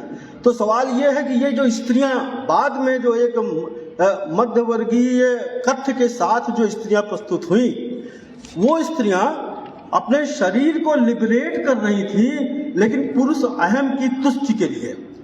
तो यह एक, जिसे कहा जाए कि स्त्री की मुक्त नहीं थी, स्त्री की देह का इस्तेमाल था पुरुष के उसके लिए। तो अब मुझे लगता है कि प्रेमचंद ने जहां पर छोड़ा था, उसके बाद ये जो आधुनिकतावादी लेखन भी कह लीजिए, यानी कि निर्मल वर्मा के यहाँ स्त्रियां, यानी कि उनका अभिव्यक्ति है पियानो सी बजती स्त्रियां, इस तरह की अभिव्यक्ति है। और इस परंपरा को थोड़ा और आगे अगर देख लें तो मनोहर श्याम जोशी के यहाँ या सुरेंद्र वर्मा के यहाँ, हाँ एक बात मैं इस बीच और कह देना चाहता हूँ कि इस बीच यानी प्रेमचंद के तुरंत बाद एक उपन्यास आया केदारनाथ अग्रवाल का पतिया। तो पतिया उपन्यास यानी कि 50 के पहले, यानी 40-50 के दशक के बीच में कभी लिखा गया था। तो स्त्री यौनिकता का प्रश्न और समूचे परिप्रेक्ष्य के साथ, यानी कि एक जो है एक अर्ध सामंती समाज में स्त्री यौनिकता का प्रश्न, यानी कि जो कृष्णा सोप्ती की कहानी मित्रों मार जाने की बड़ी चर्चा, और उचित भी चर्चा, अच्छी चर्चा, कि मित्रों का जो पात्र है, लेकिन मित्रों का यानी कि देह से पूरे मानुष का जो बात मित्रों करती है, वो बात केदारनाथ अग्रवाल अपनी पतिया में पहले ही लिख चुके थे। यानी कि 3 स्त्रियां हैं, पतिया, मोहनी, मोहनी की माँ। उन तीनों के लिए केदारनाथ अग्रवाल लिखते हैं कि इन लोगों को देह का भरा पूरा मानुष नहीं मिला था। तो देह का भरा पूरा मानुष नहीं मिला था, वो स्त्री पात्र के माध्यम से ही कहलाते हैं। तो सवाल यह है कि पतिया का जो एक विमर्श है और जो अर्ध सामंती समाज के बीच में है, और वो एक मेहनत का समाज के बीच से आई हुई स्त्रियां हैं, वो अपने घर का भी इंतजाम करती हैं, अपने जीवन का आजीविका का भी इंतजाम करती हैं, उनके मर्द निठल्ले हैं। तो यह जो एक स्त्री विमर्श जो जहां पतिया ने छोड़ा था और जहां प्रेमचंद ने छोड़ा था, पतिया और प्रेमचंद का यह जो विमर्श जो है, आगे आने वाले दिनों में मैं समझता हूं इसकी एक प्रत्यावर्तन हुआ है और एक वापसी हुई है। तो बात के बहुत से हैं, यानी कि अब अगर मनोहर श्याम जोशी के उपन्यासों की चर्चा मैं करने लगूं, या सुरेंद्र वर्मा का बहुत मशहूर उपन्यास है मुझे चांद चाहिए। उसी दौर में, जब मुझे चांद चाहिए, उसी दौर में प्रभा खेतान का उपन्यास छिन्नमस्ता आया। अभी अन्या से अनन्या की चर्चा हुई, अन्ना से अनन्या में जो चीजें छूट गई थी और जो एक वो छिन्नमस्ता में, दोनों एक दूसरे के पूरक है। छिन्नमस्ता पहले आया, अन्ना से अनन्या बाद में, वो आत्मकथा है।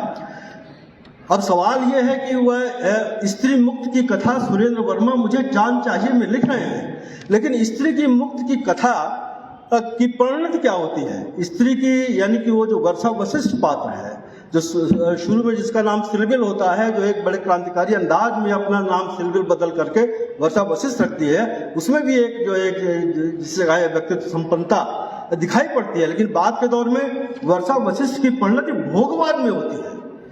वो एक यानी कि भोगवाद, वो चाहे मद्यपान हो, ब्लू फिल्में हो, या चाहे दूसरी चीजें हो, यानी कि एक जो आधुनिक स्त्री जो लिबरेट हो रही है सुरेंद्र वर्मा के कथ्य में, वो एक भोगवाद के दर्शन में जाती है।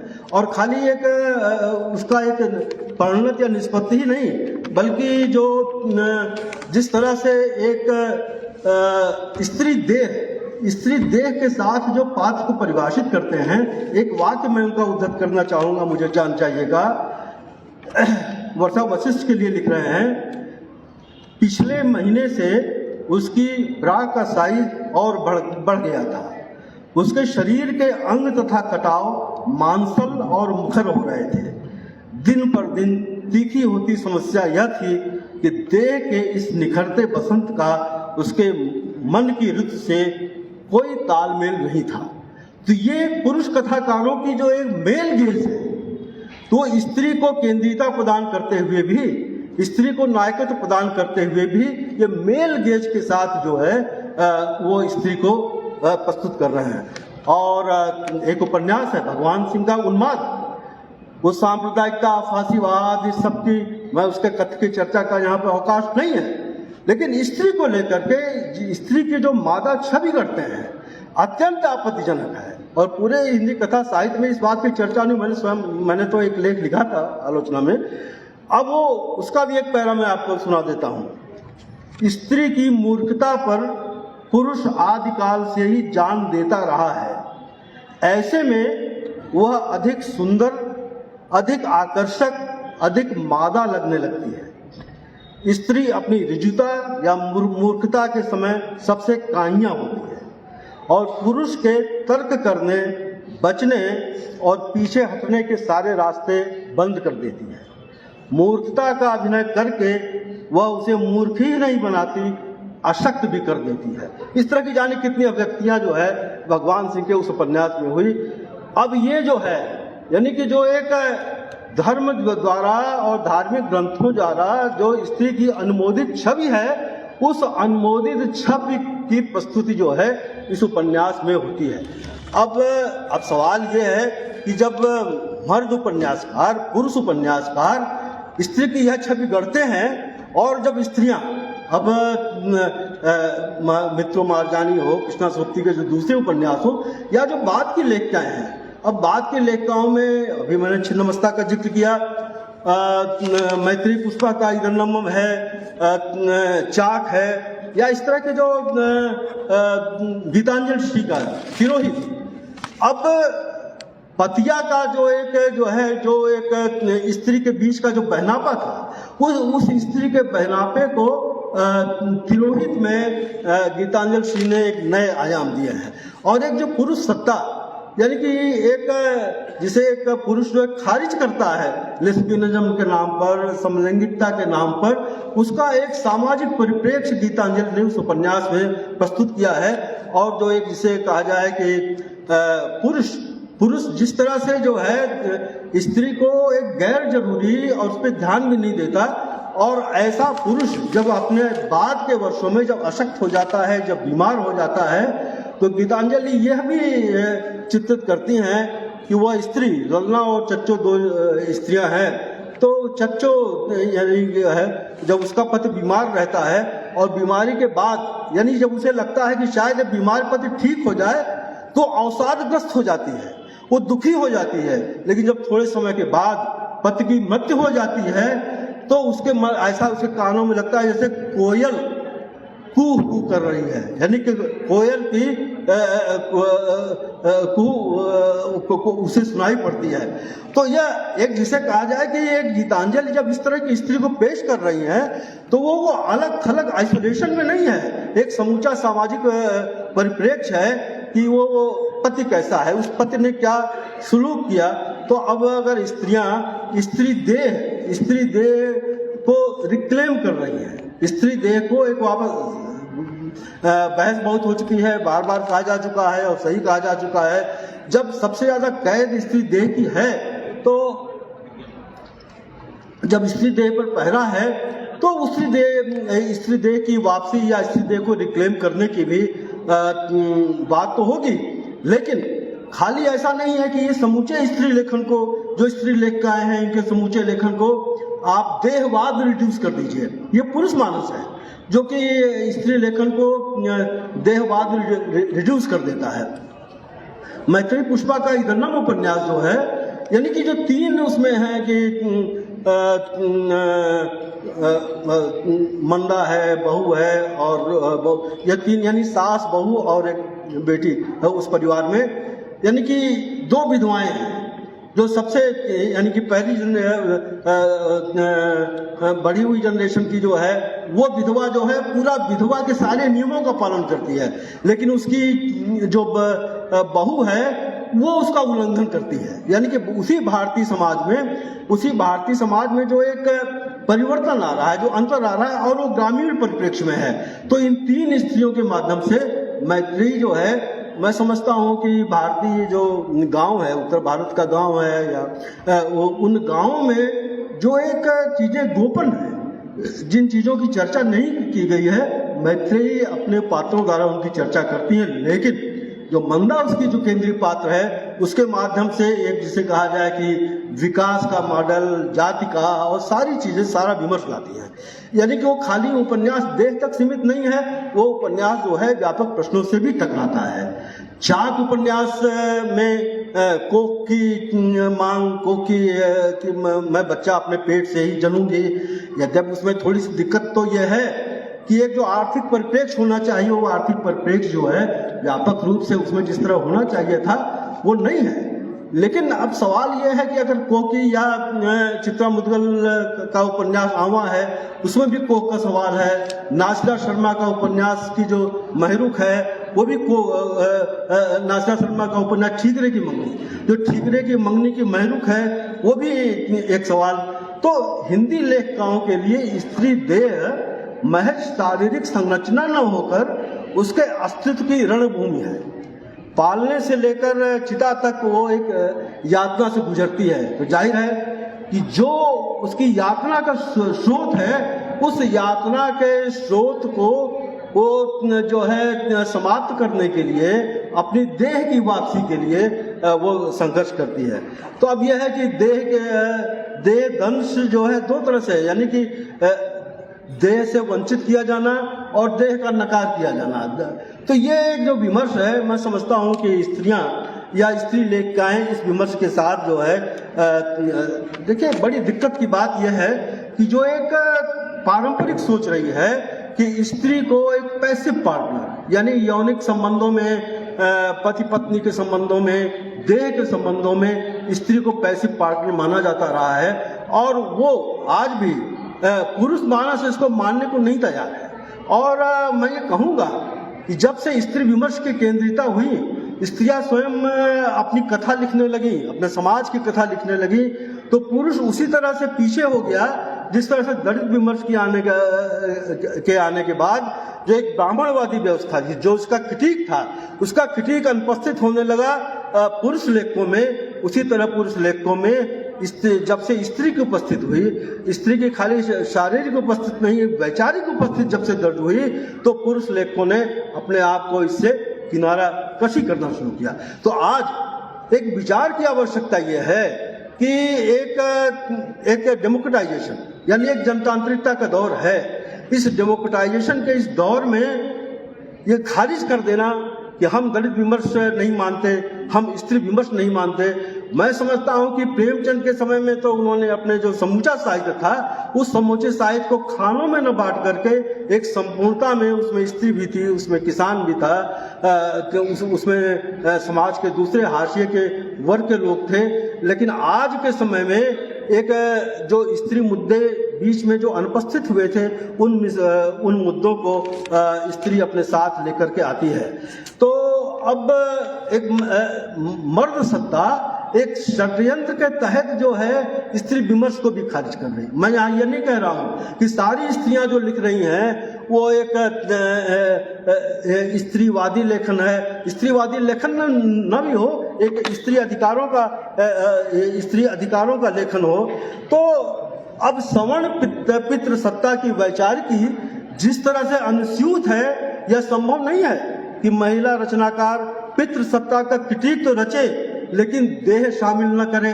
तो देह का शामिल होना, इसलिए हिंदी का समसामयिक महिला लेखन जिन प्रश्नों से रूबरू है, वे प्रश्न जाहिर है कि हमने क्लारा जेटकिन से बात शुरू की थी। क्लारा जेटकिन लेनिन का जो संवाद है वह भी हमें प्रेरणा देते हैं हमें एंजल का फैमिली, ओरिजिनल फैमिली प्रॉपर्टी वह भी प्रेरणा देता है। लेकिन आज जब कैद है, किस बात की कैद कि आज भारतीय स्त्री को खाप पंचायतों से भी लड़ रहा है, उसको लब जिहाद से भी लड़ रहा है। अब सवाल है कि जब ये खाप पंचायतों का दौर हो, लब जिहाद का दौर हो, इस दौर में जो एक ग्लोबल वुमेन मूवमेंट है, अंतर्राष्ट्रीय जो नारी आंदोलन है, उस अंतर्राष्ट्रीय नारी आंदोलन के सूत्र या उसकी सैद्धांत की हम जो कि त्यों नहीं ले अपना सकते। और यह भी ध्यान रखने की बात है कि जिन केट मिलेट ने, जिन जर्मेन ग्रियर ने वीमेन लिब की शुरुआत की थी अमेरिका और उन मुल्कों में, वहाँ भी वो स्वयं अपने बाद के लेखन में परिवार की वापसी की बात कर रहे हैं। तो प्रेमचंद ने 1910 में जब परिवार की रक्षा की बात की थी और बाद के वर्षों में जब मनुस्मृति जलाने की बात आई, तो वो एक परिवार के जनतांत्रिकरण का, विवाह व्यवस्था के जनतांत्रिकरण का विमर्श रच रहे थे। अब अगर जो है मित्रों, बाद में कृष्णा की मित्रों वापस चली जाती है परिवार में, तो उसके पहले का जो एक जनतांत्रिकता का विमर्श था वो कृष्णा ने रचा। लेकिन वो एक जिसे कहा जाए कि एक अनार्किस्ट, अराजक सोच का शिकार न हो करके कृष्णा सोबती ने मित्रों की वापसी परिवार में कराई। तो यहाँ परिवार का तोड़ना अपने आप में कोई मूल्य नहीं है। परिवार की जो सामंतवादी व्यवस्था है, जो एक पुरुष नियंत्रित व्यवस्था है, उस पुरुष नियंत्रित व्यवस्था का जनतांत्रिकरण मुद्दा है। तो मैं समझता हूँ कि आज जरूरत इस बात की है कि स्त्री विमर्श, दलित विमर्श, इसको एक जनतांत्रिक विमर्शों के रूप में सोचा जाए, समझा जाए, परिभाषित किया जाए और सहानुभूति के साथ ही नहीं, एक पूरे जिसे कहा जाए कि ये अपने अधिकार के साथ ही विमर्श आए हैं, वो हमारी सहानुभूति के दरकार नहीं है। लेकिन अगर हम उन्हें समझने में असमर्थ हैं, उसको सही परिप्रेक्ष्य में देने में हम असमर्थ हैं, तो ये हमारी कमजोरी है, हमारी नासमझी है। और जिसे कहा जाए कि हम एक षड्यंत्रकारी ढंग से उसको हम समझने से इनकार कर रहे हैं। मित्रों, समय हो गया है और मेरे सामने ये घड़ी रख दी गई है। सूर्य नारायण जी ने इस घड़ी को मेरे सामने रख दिया है बहुत शालीन तरीके से। ये सत्र, अच्छा भेंट क्या है, मैं रख लेता हूँ, तो मैं रख लिया आपने। तो 2:15 पे ये सत्र समाप्त होना था घोषणा के अनुसार, और ये घड़ी दिखा रही है 2:30 हो गए हैं। मैं समझता हूँ कि मैंने बहुत सी बातों को छोड़ते हुए इन बातों को कहा। इसी के साथ मैं अपनी बात समाप्त करता हूँ। धन्यवाद। मित्रों, इस सत्र के सभी सार्वजनिक वक्तव्यों और वक्ताओं के लिए बहुत आभार। उनके वक्तव्य से गोष्ठी समृद्ध हुई।